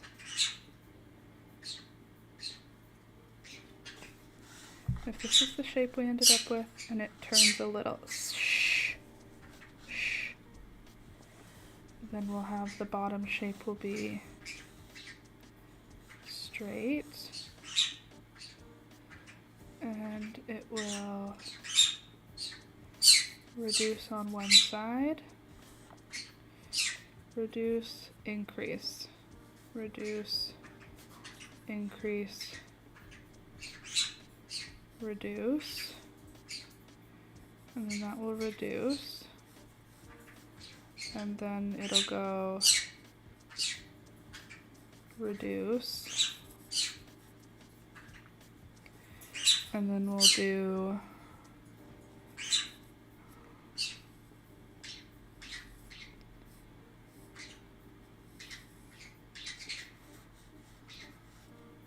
so we're starting with this line.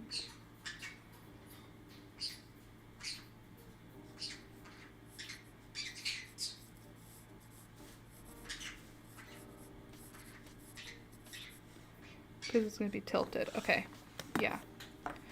Let's do it. So we started with 17. The bottom is,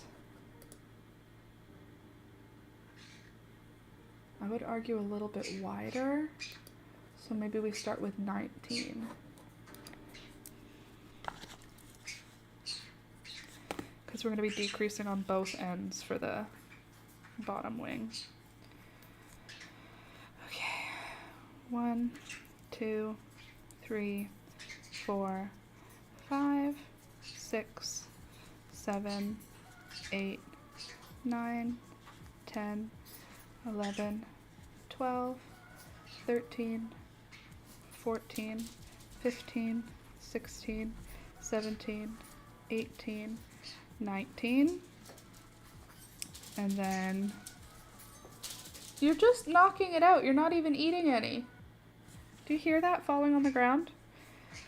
Okay, and then we'll single crochet across for our first row. Yeah. I hear you, Gary. I really do. Dancey dance. Dancey dance. Good boy. Dancey dance. Nope, not Dancey Dan. Dancey dance. Dancey dance. There you go. Dancey dance. Good boy. Dancey dance. Dancey dance. Good boy. Dancey dance. Dancey dancey. Dancey dance. You're so cute. Thank you. You're so cute. Okay, so there's that. First row is single crochet across. Second row is going to be single crochet. Actually, there's no chain one. It's just going to be a turn. And we're going to single crochet 2 together in the first and the last. So she's shrinking already.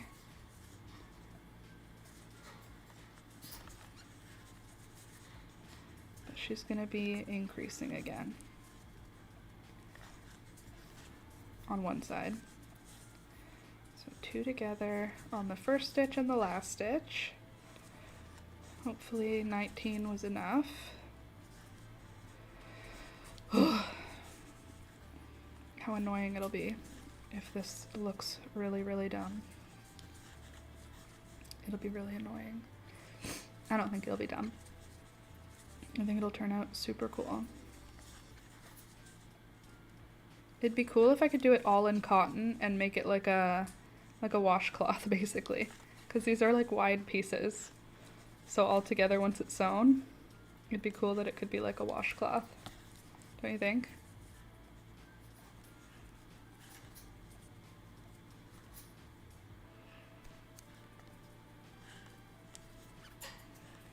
Okay, so first we do a decrease. Do we do another decrease? Or do we switch right away to the increases? Because those are pretty small. I feel like we might have to switch right away. I'm gonna lose my frickin' mind. Why is my ear so freaking itchy? I'm so sorry if this grosses you out. My sister is so grossed out by ears.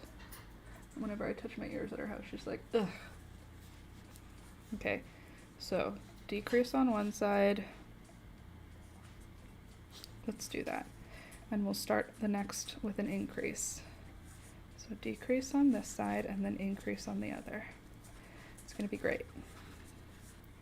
So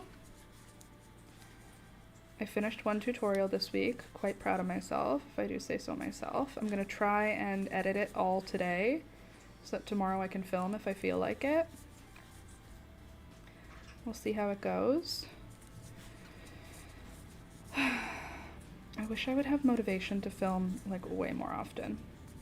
Maybe we should, no, we'll add a picot in the afterthoughts, in the outlines. This part is just gonna be basic shapes. We don't need picots here. Right? Right.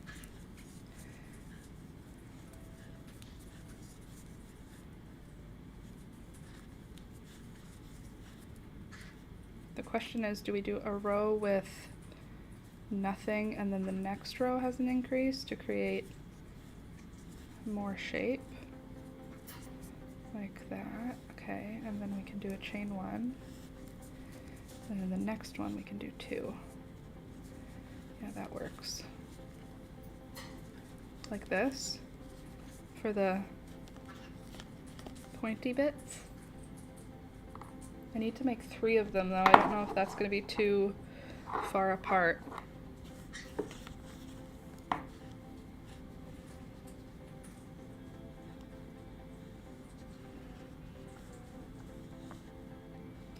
One, 2, 3. It might be a bit far apart. I need it to like fit together well.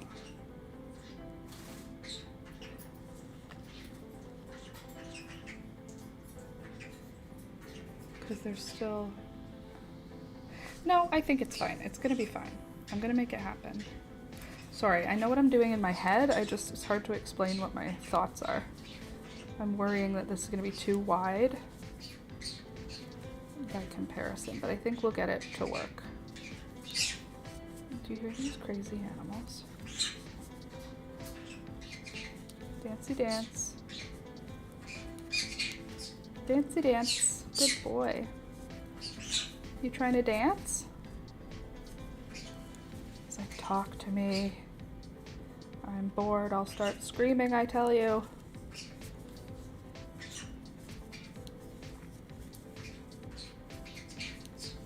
Exactly, Gary, exactly. Okay, and then the last stitch is 2 together. Cool.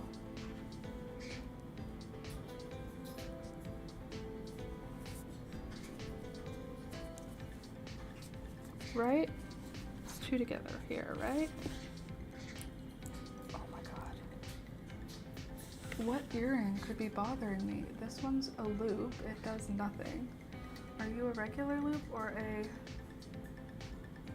folding one? No, you're regular. Is it you that's bothering me? I guess we can take you out for a few minutes, see if you feel better.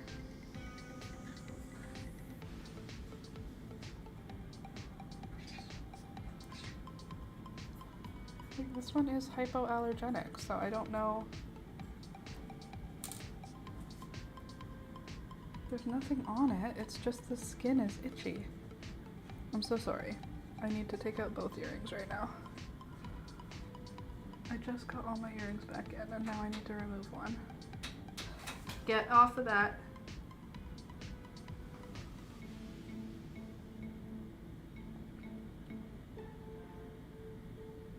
There it is.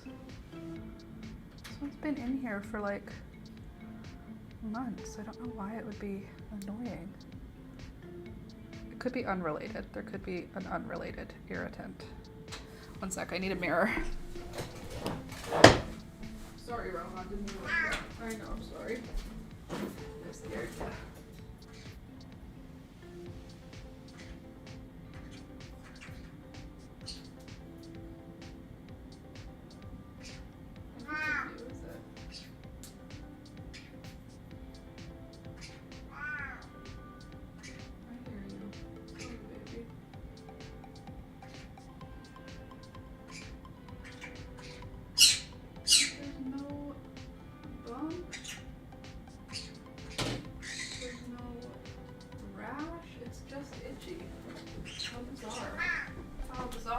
How bizarre. Okay, now that I've touched it a whole bunch, let me just spray it with Bactine and see if that helps with the itchiness. It helps in my head, you know, so hopefully it actually helps. I also have polysporin I can put on after. Oh, now my ear is empty of my new piercing. My new piercing's already healed, so I don't know why it's so itchy. Okay, you didn't ask for that information. Here you go. Now turn. This is back loops only, 2 together. If this looks cool, I will film a tutorial.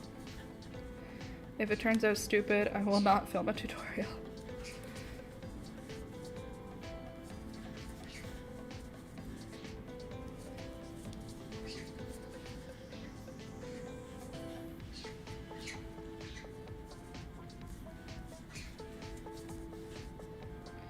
So hopefully it doesn't end up looking stupid.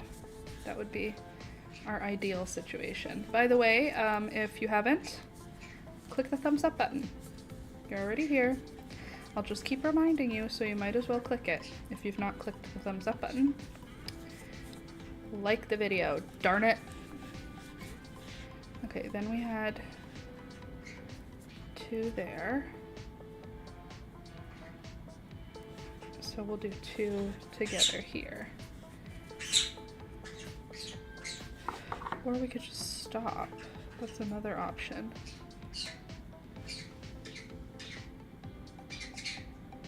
Instead of 2 together. Okay, so we did 2 together here, then 1, then 2 here.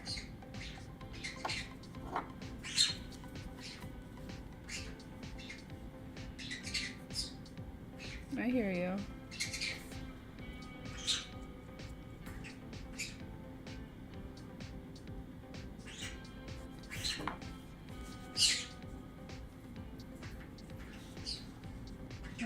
Okay, it's gonna be okay. 1, 2. We did 2 in this one. 1 here.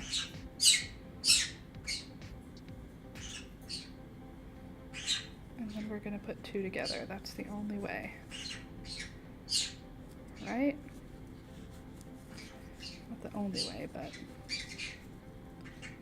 I think it'll be better if I leave it unworked.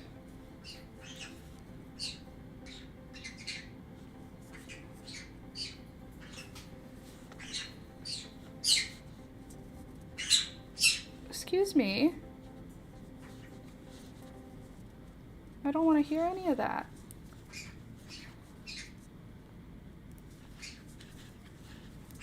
Like that. Does that look good? 1, 2, and 3 points. I feel like that's working better than this. Like 2 together.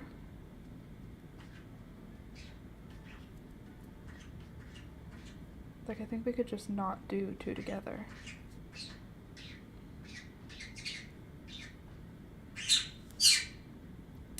Excuse me. Hush.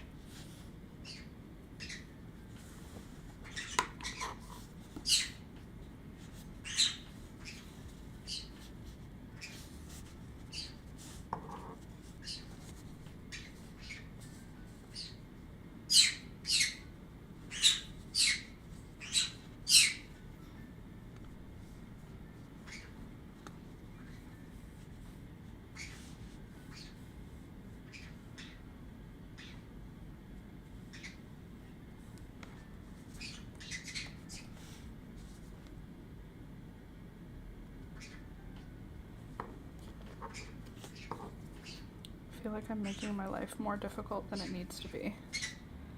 3 points. Let's just keep moving. Let's just keep moving. Excuse me, you guys. Hey.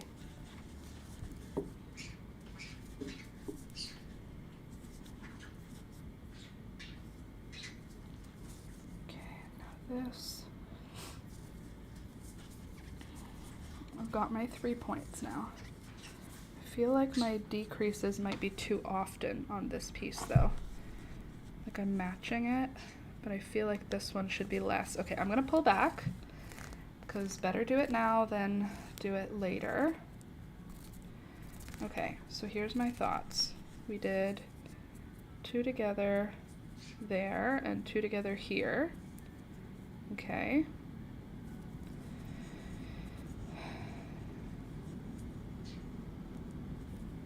Fine. And then we'll chain 1, and in this one we'll just crochet across. We won't do a decrease on the one side. Yeah. This is better. This is better. I've got a good idea. Here's my brilliant plan. I've got an idea, and it's going to work out so well. Am I talking to myself a little bit? Am I talking myself off of a ledge I've created for myself? Maybe. But I think this is a good plan. Okay, so I did double crochet or single crochet 2 together in the first and last stitch for that first row.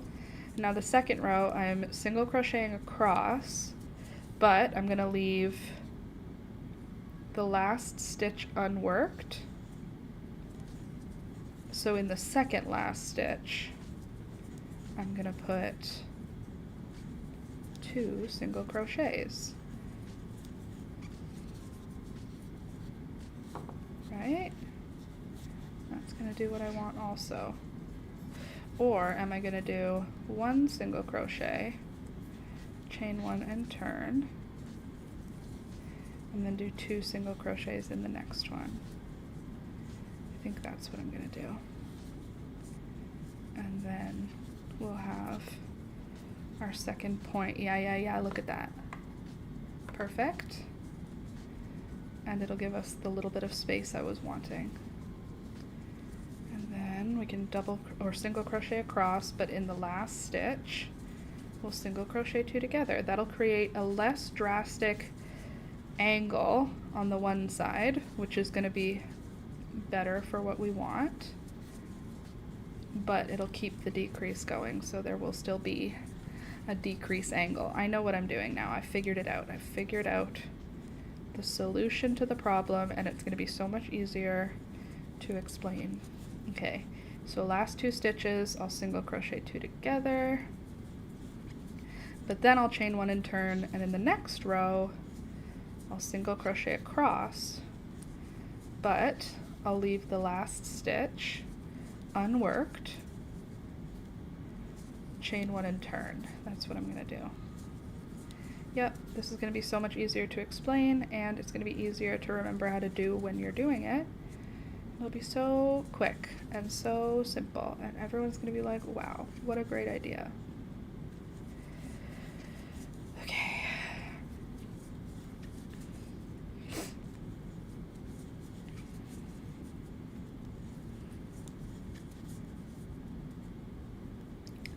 All right. I will leave. Are you curving down also though?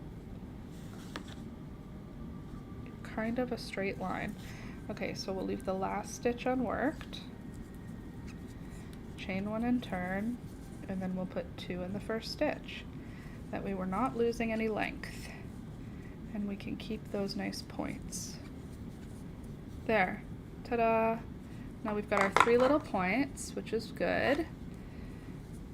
And now I'll crochet across, and in the last stitch, single crochet 2 together. It's gonna work out so well.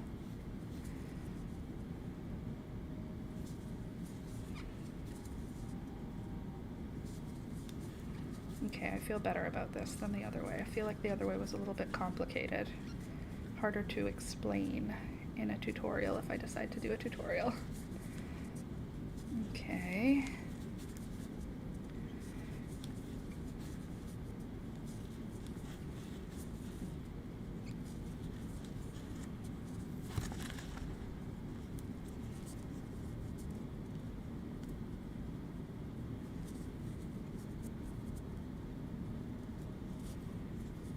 There we go.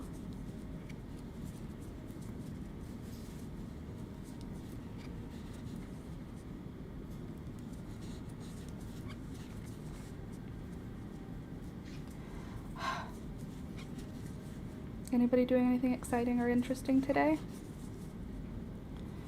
Alex has physio, so we're gonna go to his physio appointment. I have a doctor's appointment coming up, so I have to look when that is, and I have to go get my blood work done.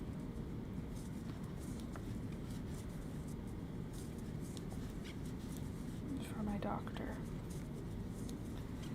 Okay, 3 points. Is the third point... The third point is like this, but the third point is kind of attached. So we have 1, 2, 3. So how do we keep you attached here, but still a point?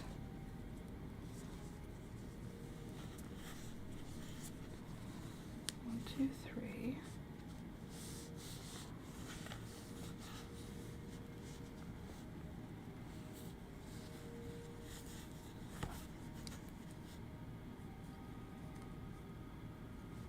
You kind of continue the point by doing crochet 2 together, don't we? Yeah, we do.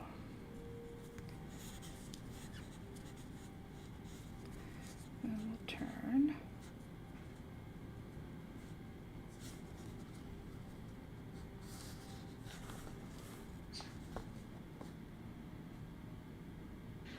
And then I guess we just continue decreasing on this side.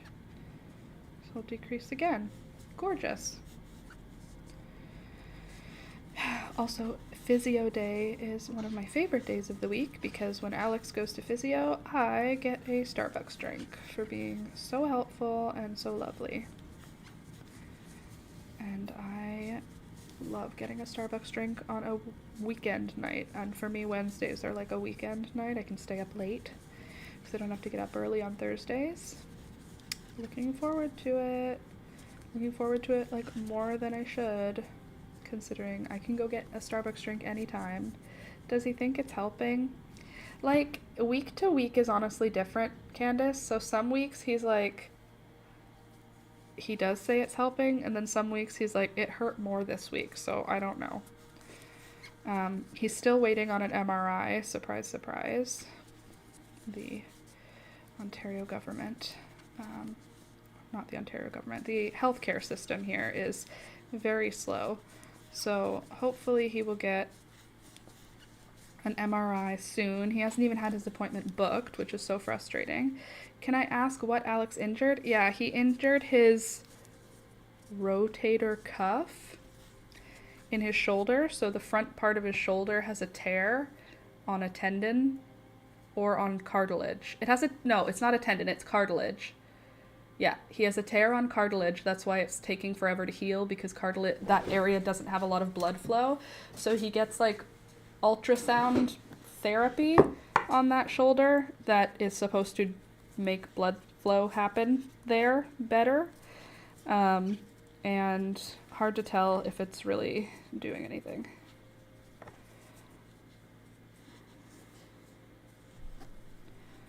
Okay, so if that's the bottom, right?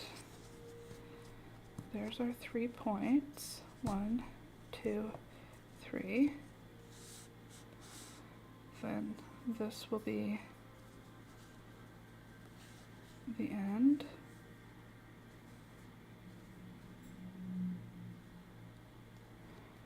You'll keep decreasing, and you'll keep decreasing, I guess.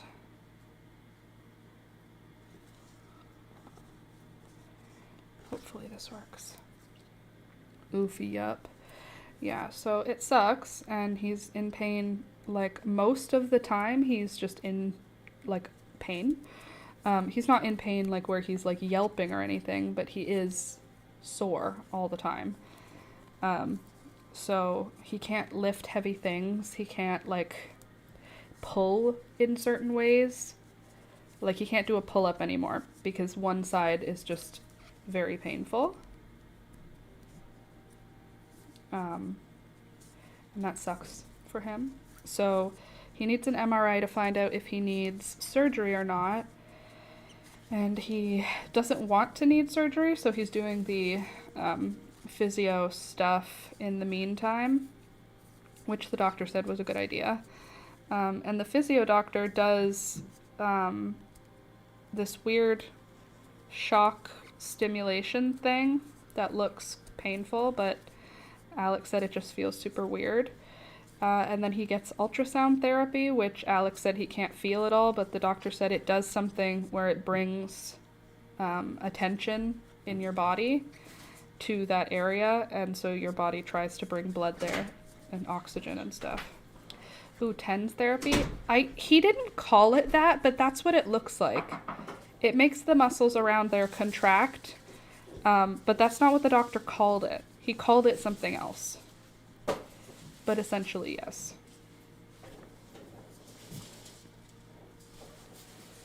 But it wasn't...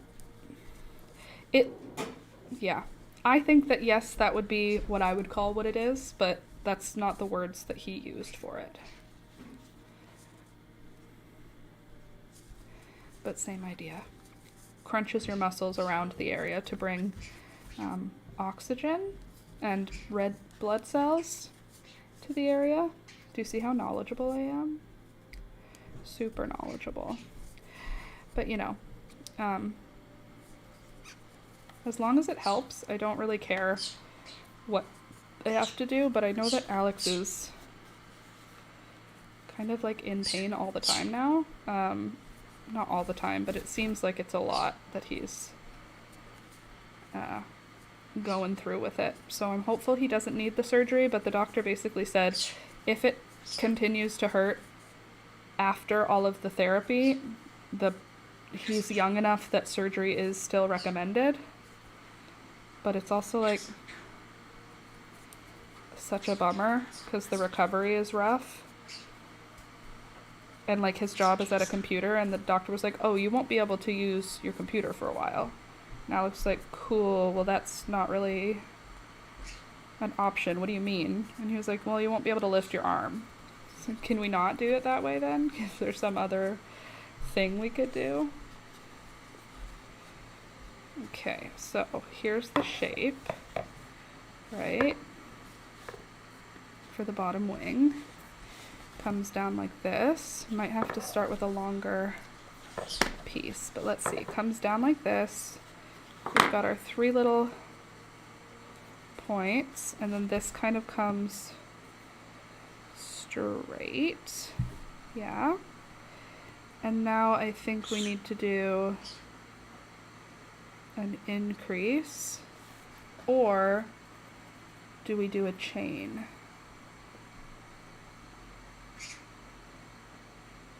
You know what I think we might do here?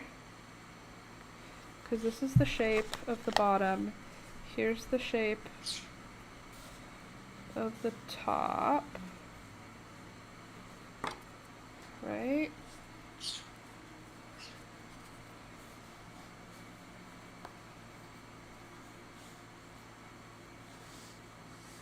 Hold on, let me just figure this out here. If this is the bottom, this might need to be longer. This connects underneath.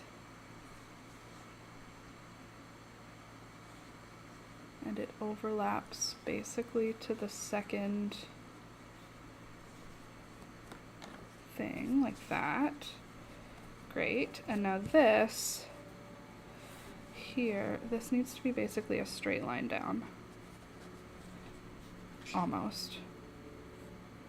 And this is out sideways like this. So something's not quite right. I guess you're not upright, you're like this. Okay. So if this is like that, and then the other piece will be a reflection, like this.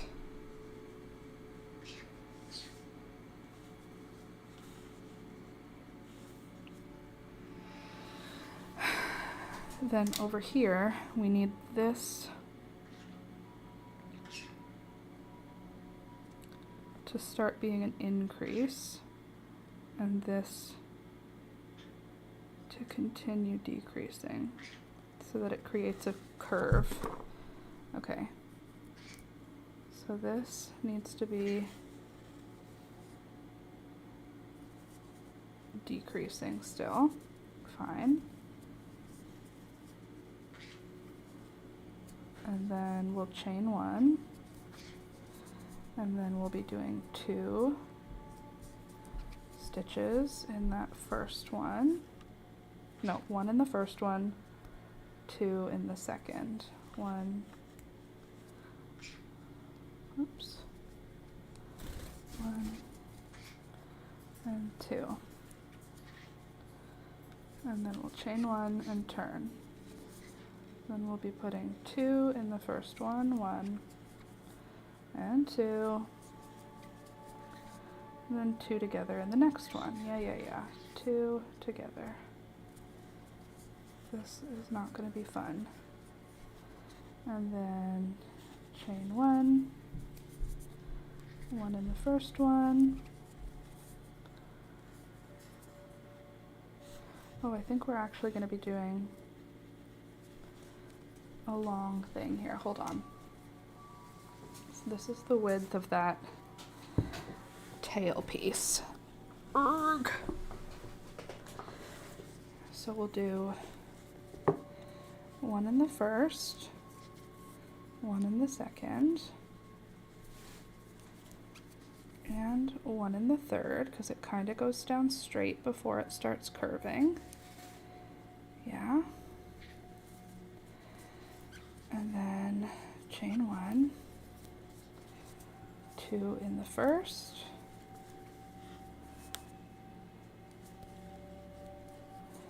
and then 2 together in the next. Yeah. Here we go, we got this. And then we'll crochet across for the next row. Beautiful, it's gonna work so well. This is working, I believe.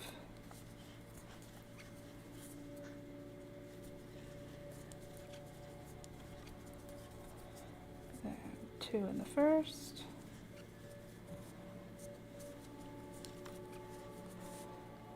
two together in the next. There, see what's happening?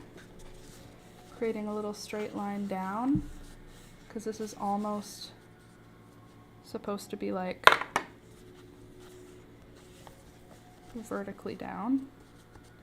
And now we need to create a twirl somehow.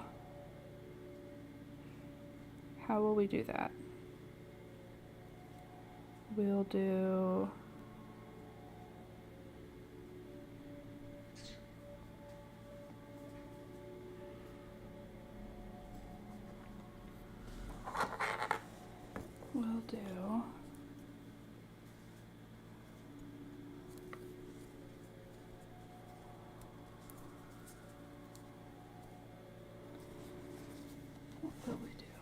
We'll do two in the first, 1, 2.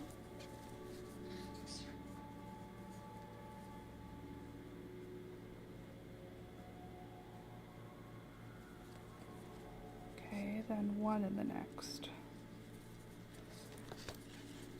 And then we'll turn. I'll put 1 in the next, 2 in the next. Trying to create like a ruffle. I would have twirled it by doing the final stitch of each row in the back post of the previous stitch. Maybe? Okay, let me see what I'm doing here though. I have an idea. Like if I overdo, I'm gonna chain 1, and then I do 2 in the first, 1, 2.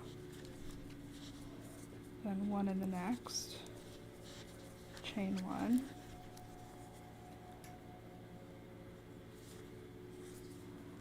1,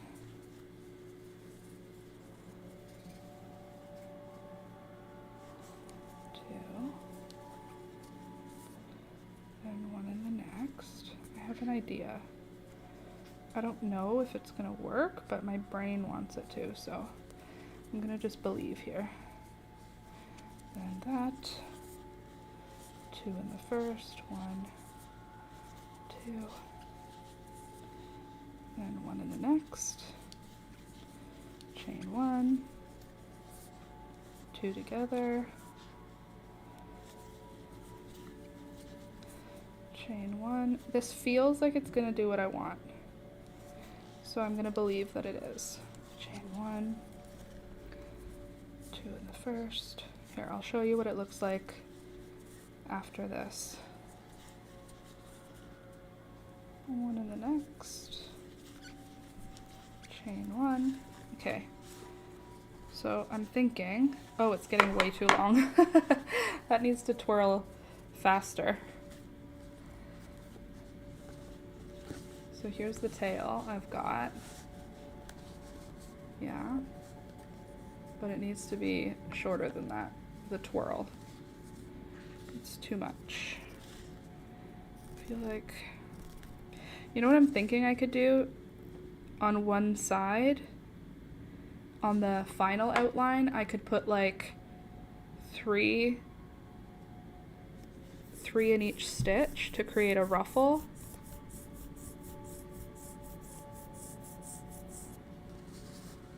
Does that make sense?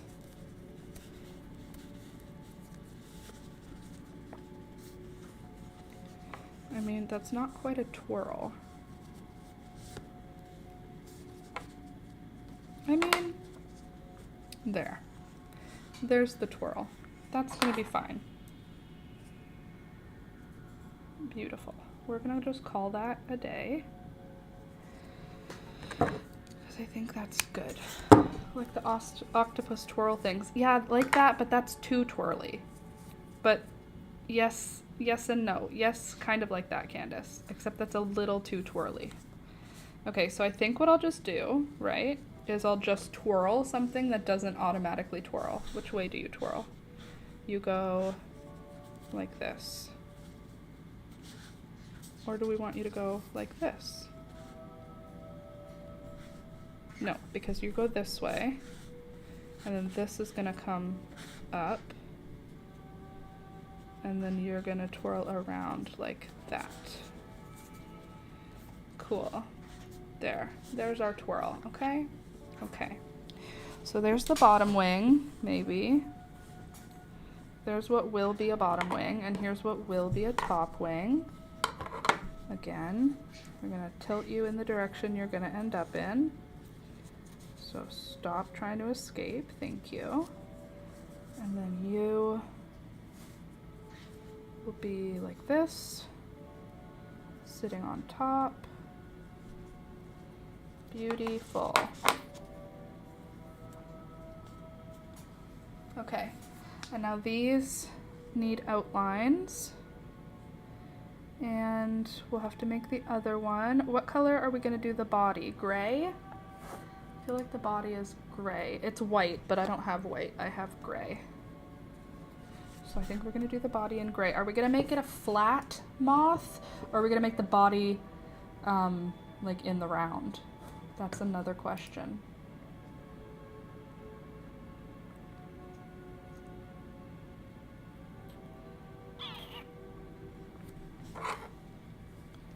Hard to know. No, the body needs to have chonk. Okay, so in the round. Well then, 1, 2, and 3. And single crochet. How many single crochets to make a round? It's 9, right? It's not 10.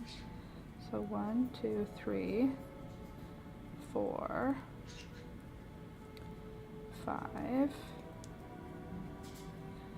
6,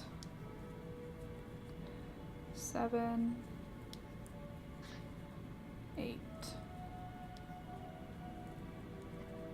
Let's do 8. 8 seems good.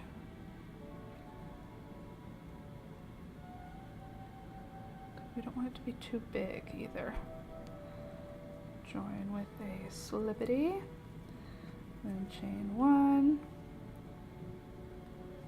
and 2 in each one. And we could brush the body too, so that it has that fluffy quality we're looking for. 1, 2, 1. 1. Come on. 2. 1, 2. And 1. 1. Whoa. 2.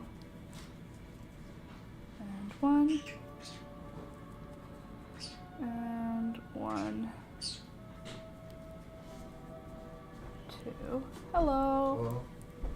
See those fires? Could you see them from Santa Monica? Yeah. Crazy. Super crazy. 1, 2, and then we join at the 1. Are they still burning now?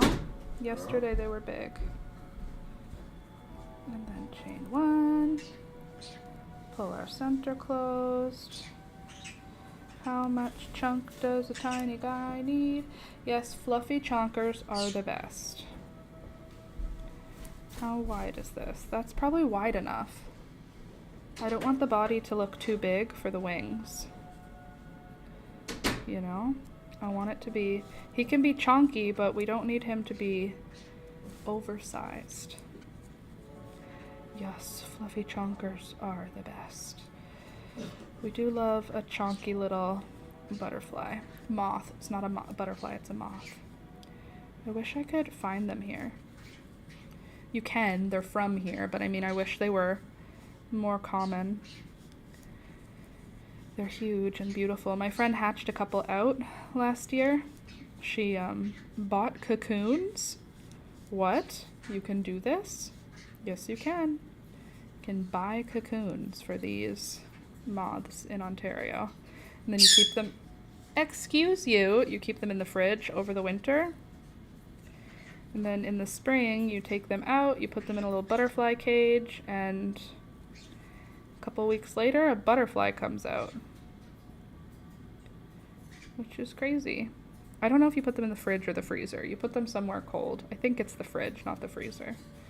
The freezer sounds a little bit much. Seems like it would die.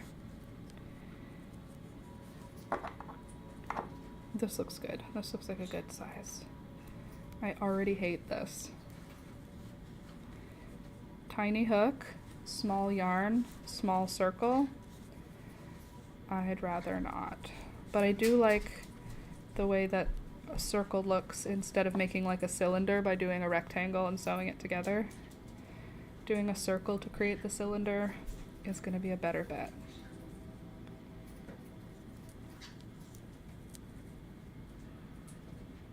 I hope.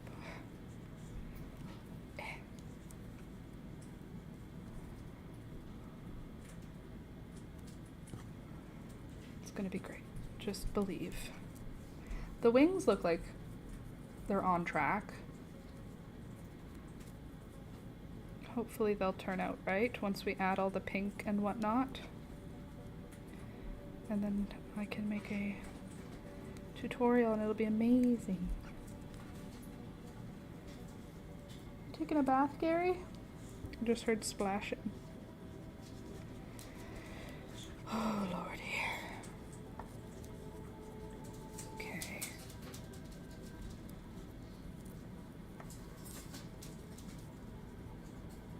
So there's the head. And what color is the rest of them? There's like even a little yellow. Do I have any pale yellow? No, I don't. Oh, his body's pretty thick. He's a pretty thick boy. So he's got a big head, and then he kind of shrinks down a little bit, and then he gets fatter at the bottom. So we'll do another round like this. Actually, let's just do the whole body the same width. I don't want to have to think that much. And if I have to do like decreases and increases, too much thinking. He a peanut. He a fat peanut. Not in my world. He's just a tube. He tube.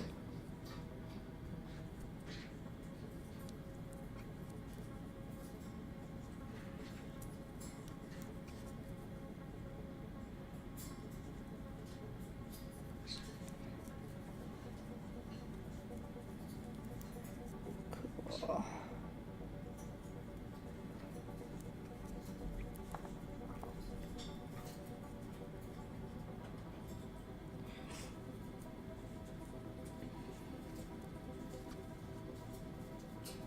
Maybe we'll taper him down more slowly so he has like a pointy bum. Are we gonna add eyes to him? Is he going to be anthropomorphized, or are we going to try and create an accurate looking moth? It's not gonna be accurate, but you know what I mean. Like, accurate-ish? Or is he anthropomorphic?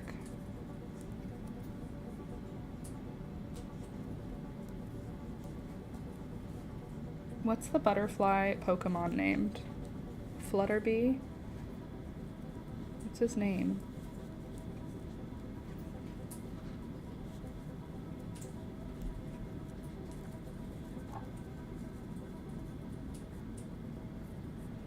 I know the snake is Ekans, which is just snake backwards. Butterfree. Okay, cool. Well, without eyes, he's baby safe. But yeah, no, I can embroider eyes. Embroider eyes for baby.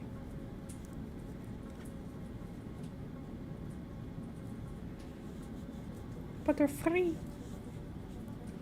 Sorry, I don't follow Pokemon. Heard of it. Oh, okay. Yeah, Pokemon, very cool. When I was a kid, anyway. As an adult, I don't care about them. That would be an easy crochet project, a whole bunch of Pokemon, because they're super simple shapes. Like, they don't make them super complicated, because they're, like, children.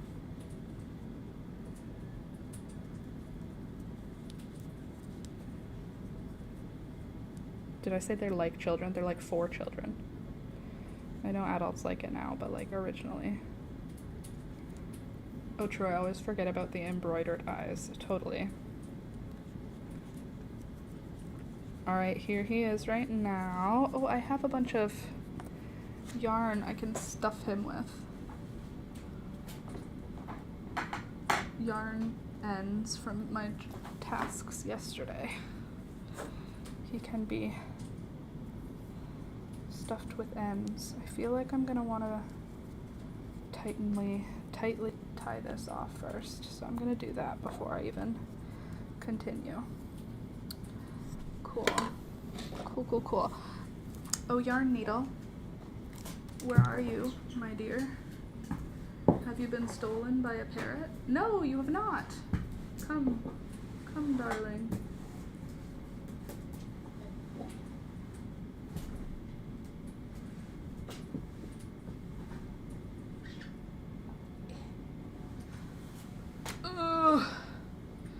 Yeah, there are plenty of amigurumi Pokemon patterns. I would imagine there are, because they are nice, simple shapes that you can use bright colors, not a lot of blend required, like harsh lines, black outlines. I feel like it would be pretty nice if you like amigurumi, that is, which I do not, because look at how tedious this is, and I'm only doing one tiny thing for this moth that is 3D. Literally every other part is going to be 2D, and I hate this. This is the worst part. Just don't want it to open up. I think I have a cut on my lip. I can feel a cut. Not drank all my coffee. Thank God for this mug warmer. This was one of my best things. This is one of my favorite things.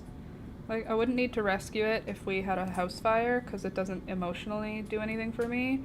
But, like, functionally, it has saved me probably coffee. It's probably saved me from making an additional pot of coffee. There. Okay. Now I can spin it back, right side out. Yeah.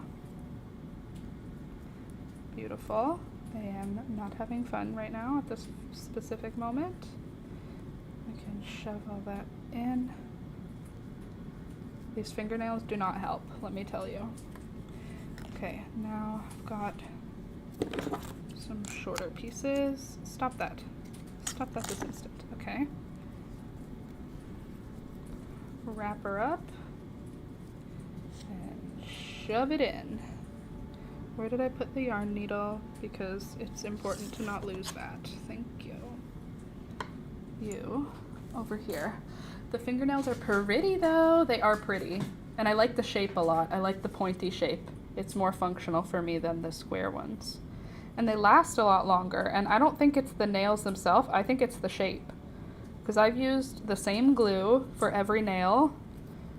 I've had the same nails underneath for every nail. But these ones are shaped in a way that I feel like they don't get caught on things accidentally. They're like pointy. So they only get caught on like what I'm trying to use them for. I like the shape. All right, here's Butterfree's head. And it's cute.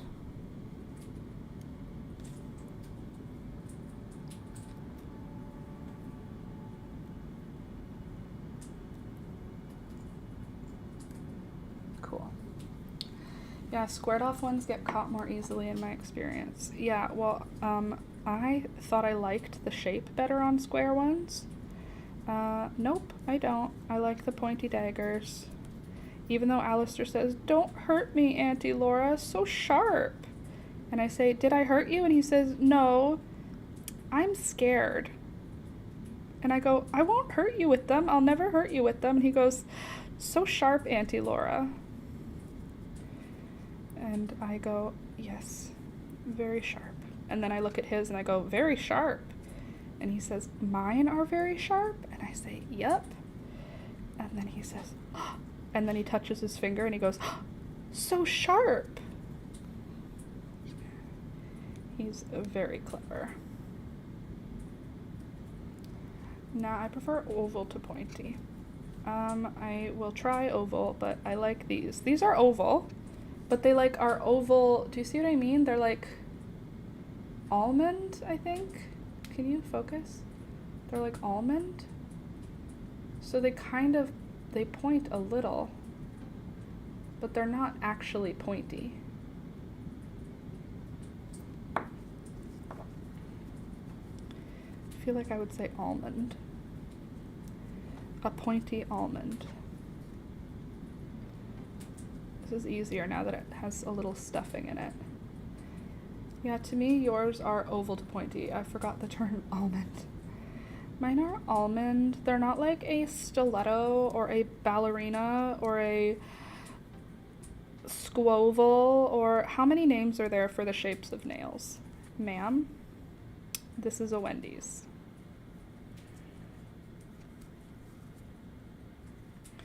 Anyway, I'm enjoying this shape and I think I will prefer this shape going forward. Excuse me.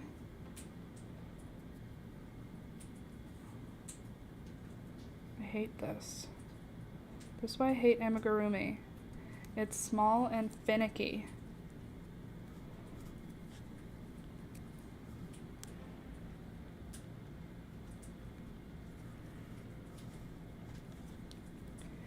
But you could do it with larger yarn and it wouldn't be so finicky. No. I won't be doing that.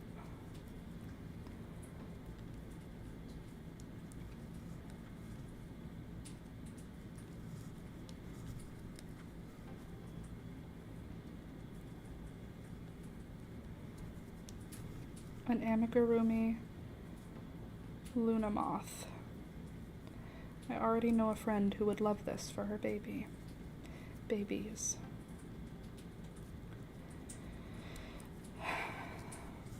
The twins. I haven't seen them in like more than a week. Feels like it's been weeks. I should call her today.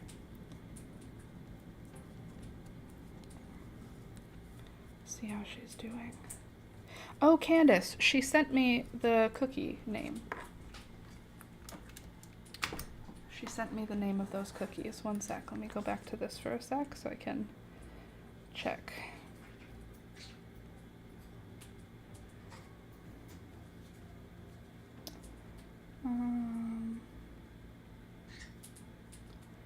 Can Sweet. CANSWEET. Can Sweet is the company name.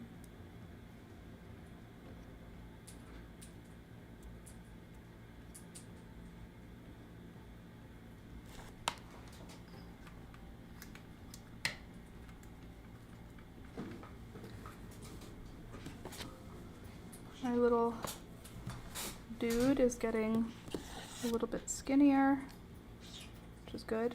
That's what we want.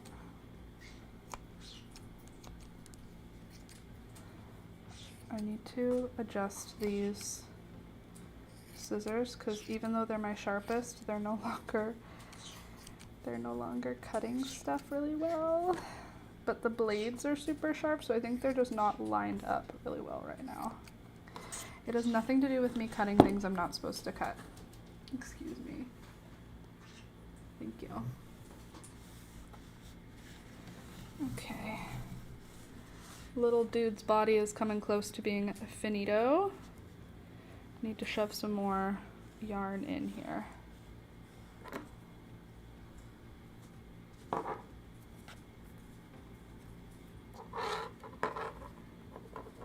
Another reason I hate amigurumi.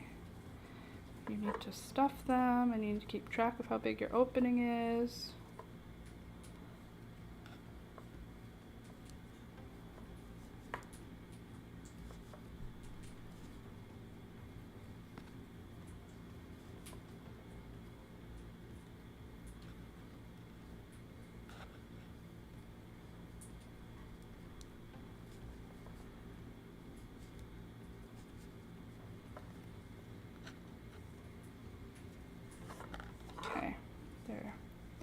I highly recommend Guggenheim scissors if you need fabric shears. These ones are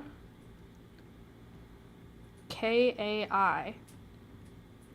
high carbon stainless steel made in Japan. These are amazing fabric scissors that my brother gifted to me, but I cut other stuff with them. And I shouldn't have. And now they need to be tightened. I can like feel it, that this part has loosened. Oops, hit the mic. They're very nice scissors. I just treated them a little bit poorly. And he was like, these are really good scissors. And I was like, thank you, they're very nice. And he was like, be careful with them. They're very sharp. And I was like, I'm the one who sews out, Kyle. He was like, okay.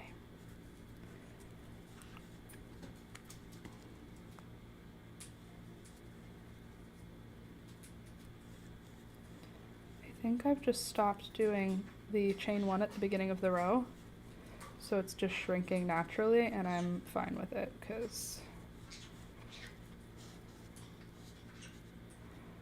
I don't want to do tiny little rounds. Guggenheim.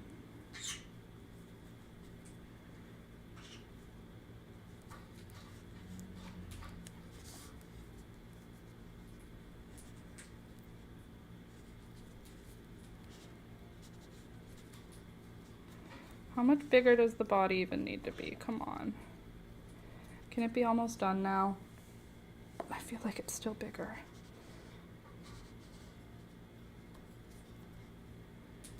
And I hate it.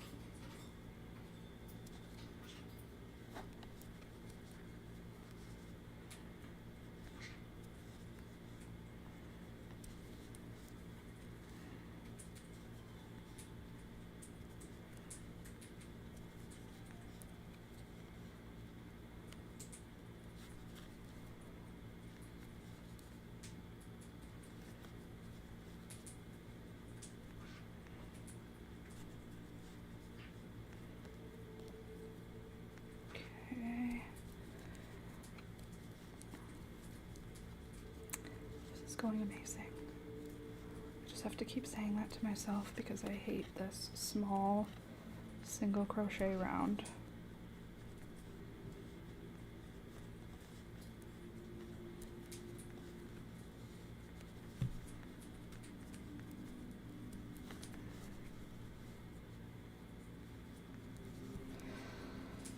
Okay. Talking myself off a cliff here. It's almost done. This is not a very big... Facebook ads told me about them and I was skeptical, but damn, they're sharp. Yeah? Guggenheim, made in Germany. Made with surgical stainless steel, originally developed for NASA.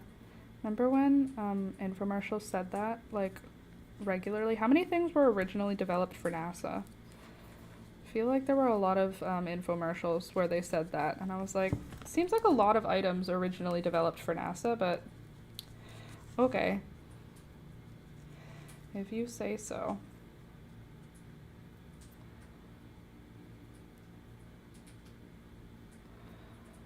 Originally for an aerospace engineer. I was an aerospace engineer until I developed the pancake flipper. Originally developed for the spaceships of NASA. Now you can flip pancakes at home just like the astronauts. You know, things where you're like, that seems like you made it up. Are you allowed to just say that?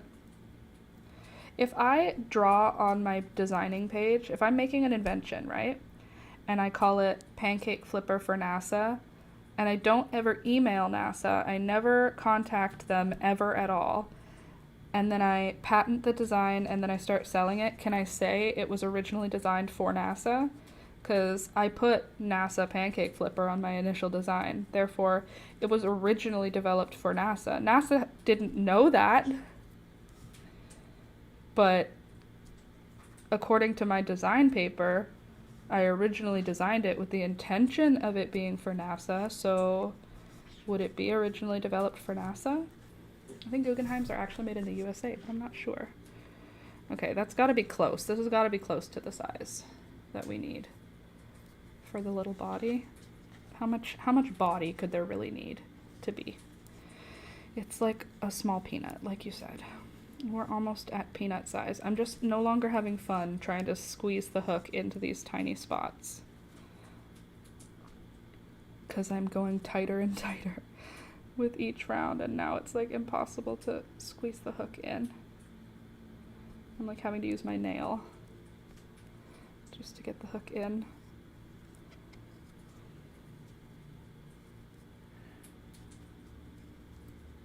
Let's try and loosen these up a little.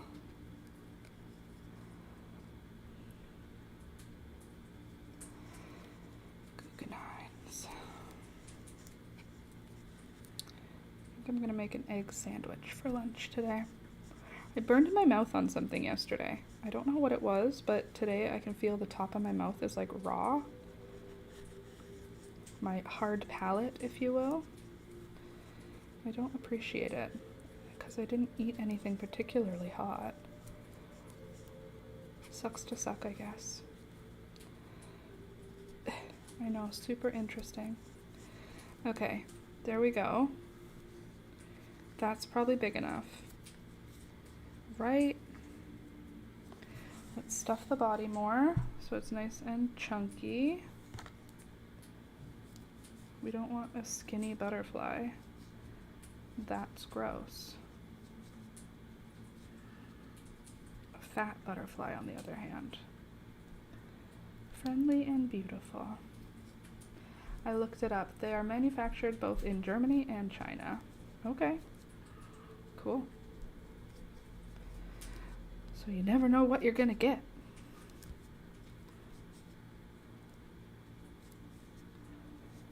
Like at IKEA, if you buy like glass cups, or when we go to IKEA for whatever, we usually stop and have either breakfast or lunch, whatever's being served at IKEA. And if you look at your dishware, it's IKEA dishware, obviously, but we've had it made in Belarus, Bangladesh, somewhere else interesting, where we were like, I didn't even know IKEA had in manufacturing there, but Belarus was a weird one. Alex and I were eating, and then the coffee cup was made in Belarus, and we were like, I did not know that Belarus had manufacturing for IKEA, but it does. Like Bangladesh? Okay. Belarus? What is Belarus doing in that situation? Okay, I think I'm gonna do something to taper this down. I don't know what. Don't know what I'm gonna do here. I think I'm gonna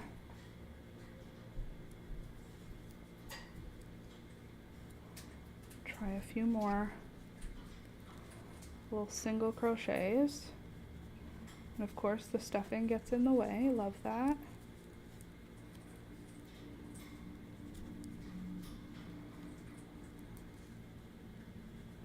I'm not having fun. Belarus might have been glassware. A lot of Eastern Europe still manufactures glass. Maybe it was the glassware, not the coffee cup. That's interesting that Eastern Europe manufactures glassware. The more you know. I think I'm just going to drawstring this closed because I'm not having a good time trying to make this continue. But it needs to be a point. It needs to finish in a point. So I think I'm going to do that because this doesn't bring me joy any longer. And if it doesn't bring you joy, throw it away. Unless it's a person, because you can't throw people away unless they're hurting you, and then you throw them away. Straight to jail. Okay. Here we go. No, why does it do that? Why are you like this?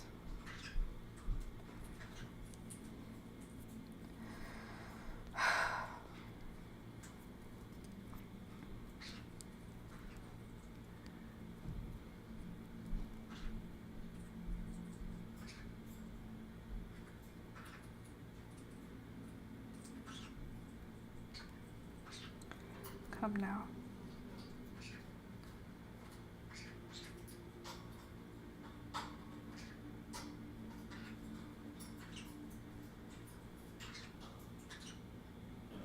Why?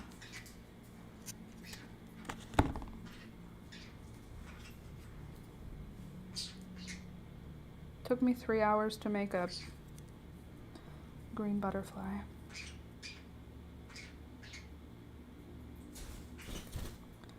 Hello, Beelzebub. How are you doing?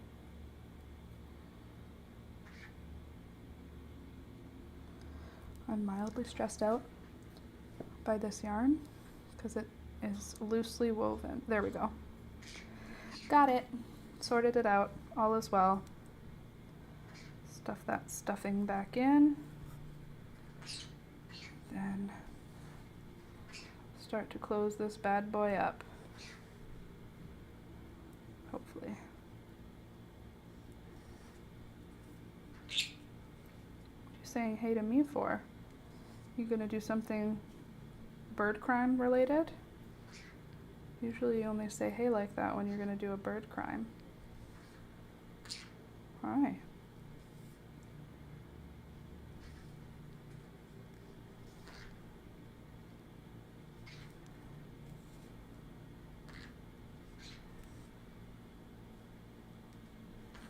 Ooh, maybe I can close the hole like a little bit more slowly by doing, instead of just a drawstring, some little stitchy things.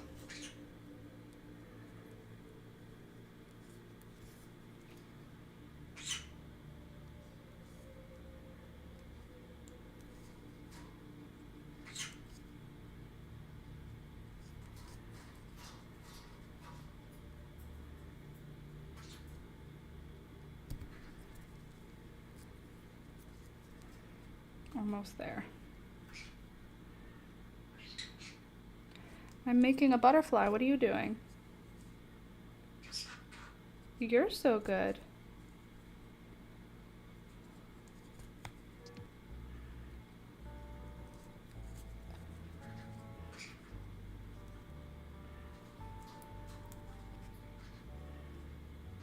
Come on.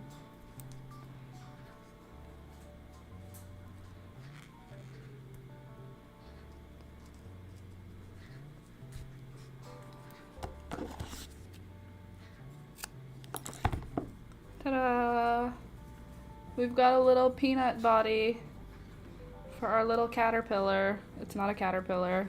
For our little... What color are his little whiskers? Yellow. Why they gotta be yellow? Can they be brown instead? Thank you, the internet. Yes, they can be brown instead. Okay, so if they're brown, yeah. Then what we need to do, yeah, is make a tight chain, I think. You know? Think about it.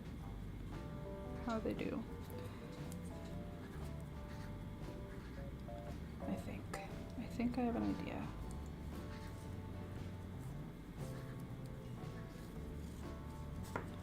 Because it needs to be strong enough to be tugged on without breaking.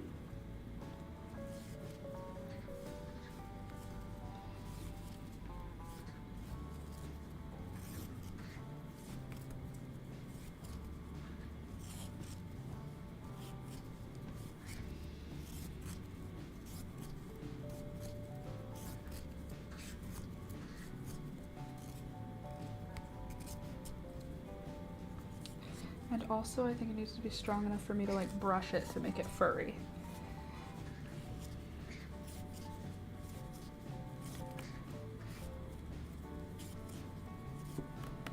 I have an idea. Just have to believe me, okay? It's a good idea, I think. It looks in all the pictures like I keep thinking of them as horns, that the antenna come out of kind of like one spot.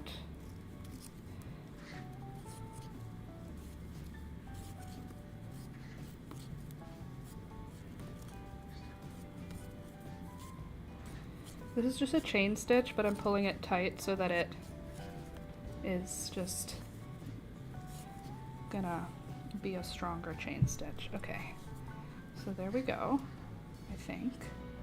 Let's just do a few more for good measure. I used to do this when I was a kid, and I would make it like super long, and then I would do a loose chain. Like I would take a full ball of like handicrafter cotton, let's say, and I would do this with the whole thing just while watching TV or while reading a book. I would just be doing this for like hours, and then eventually I would have this long rope like this, and then I would take this rope and I would do it again, but with this as the main rope. And if there was enough yarn, I would do it a third time, and I would have this thick rope, and I would just use it as rope out in the world, you know, to climb trees and whatnot. All matter of dangerous stuff that I could do. Okay. There we go. That's definitely long enough. Cut that. Good. Gorgeous. Beautiful. Now, I can bring this through here. I can try. Good. ADHD is wild. ADHD be wild, yo. Literally. ADHD be the wildest, I would argue.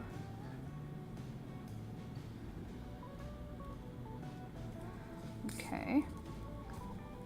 Nope. Not a big enough space. It's fine. It's fine. Okay, so hold on. If we have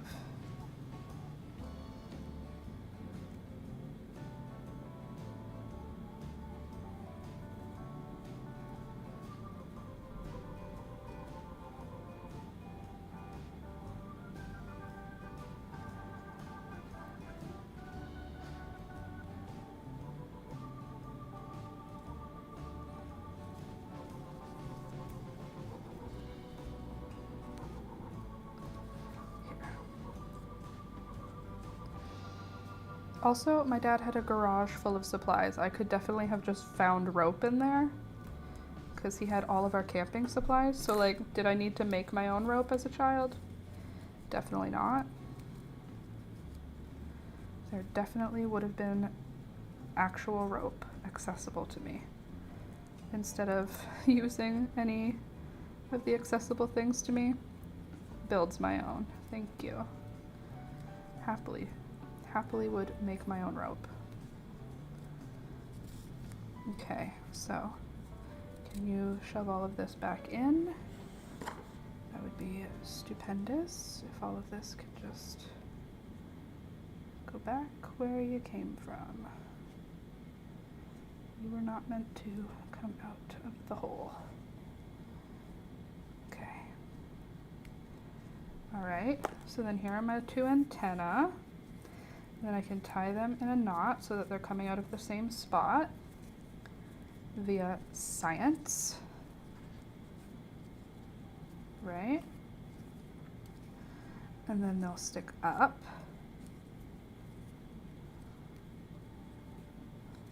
Like that. And then I'm not going to cut them shorter yet. First, I'm going to brush them out, because I think it'll be easier. Where is that brush? I had a brush here somewhere I was using for this purpose. Oh, my poor old lady back. Okay. Dog brush, where did I put you? Did I put you back with the dog supplies? Methinks probably not, but you know, maybe. Oh, this is a good stretch actually. Oh. How about in here? Dog brush? No? You were here recently, so like, you can't have gone far. I have an idea of something that could work. A rough... Did I move you somewhere that made sense? Oh. Nope. Okay, I have an idea. You need something to do with your hands, though. Yeah, that's true. I wanted to watch Buffy. Couldn't do it if I was sitting. Needed to be doing something else. Here's my brilliant idea, okay? The dog brush would be better. This is not rough enough. I need the dog brush for this. I'm using a coarse doodad. Okay, let me show you what we've got now, what we've created.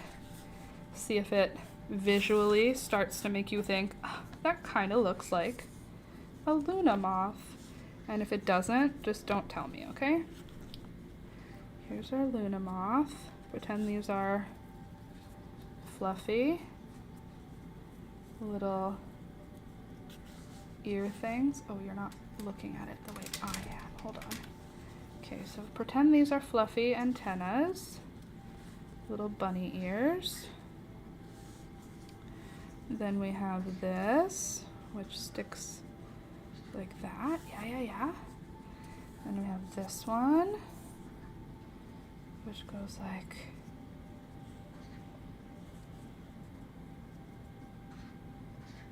that.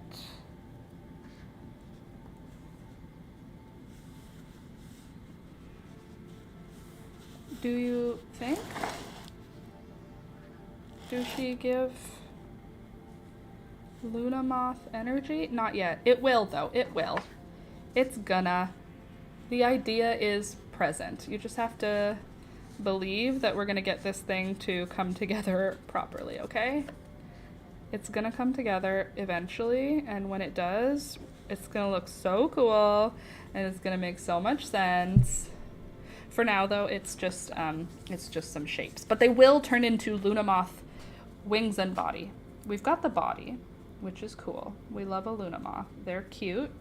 I might actually put this in as bunny ears, because I feel like that does the same thing that the fuzzy antenna does, don't you think?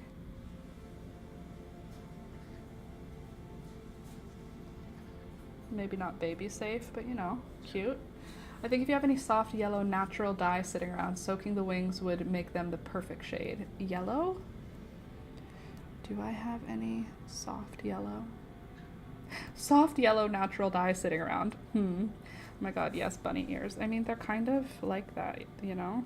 They're like this. They're like little fuzzy bunny ears. He's a tiny fuzzy bunny. Anyway, we've got the body. This looks like a Luna moth body, sort of, right? Sure. For sure it does. All right, that's it. That's what we got done today. Thank you for hanging out with me while I did that, and thank you for inspiring me to actually look into what to crochet next. I think this will be a good stash busting project, and I think that it will inspire me possibly to do other small insects and things of that nature. I have pink eyebrows now. This is who I am. This is my personality. Just so you know, this is what you're coming to now. So I will see you guys on Friday. Thank you to everyone who's supporting the channel this month. Here's everybody who's supporting. You guys are awesome. I appreciate you. Don't forget to check out this week's video. I put out a video yesterday for a granny square beret. Pink eyebrows is better than pink eye. Agreed. Pink eyebrows are better than pink eye. I can also do whatever I want with my eyebrows now. I could make different shapes. But for today, closest to natural shape I could find. Anyway, yeah, I'll see you guys on Friday, because we get together Monday, Wednesday, Friday from 9 a.m. till 12 p.m. to do things together. And today the thing we did was we tried to make a Luna moth. Hopefully on Friday we can finish it and have a nice little Luna moth amigurumi. Remember when I was like, I don't want to do amigurumi and I don't want to do granny squares? At least we got one of those things. Okay, love you guys. Bye.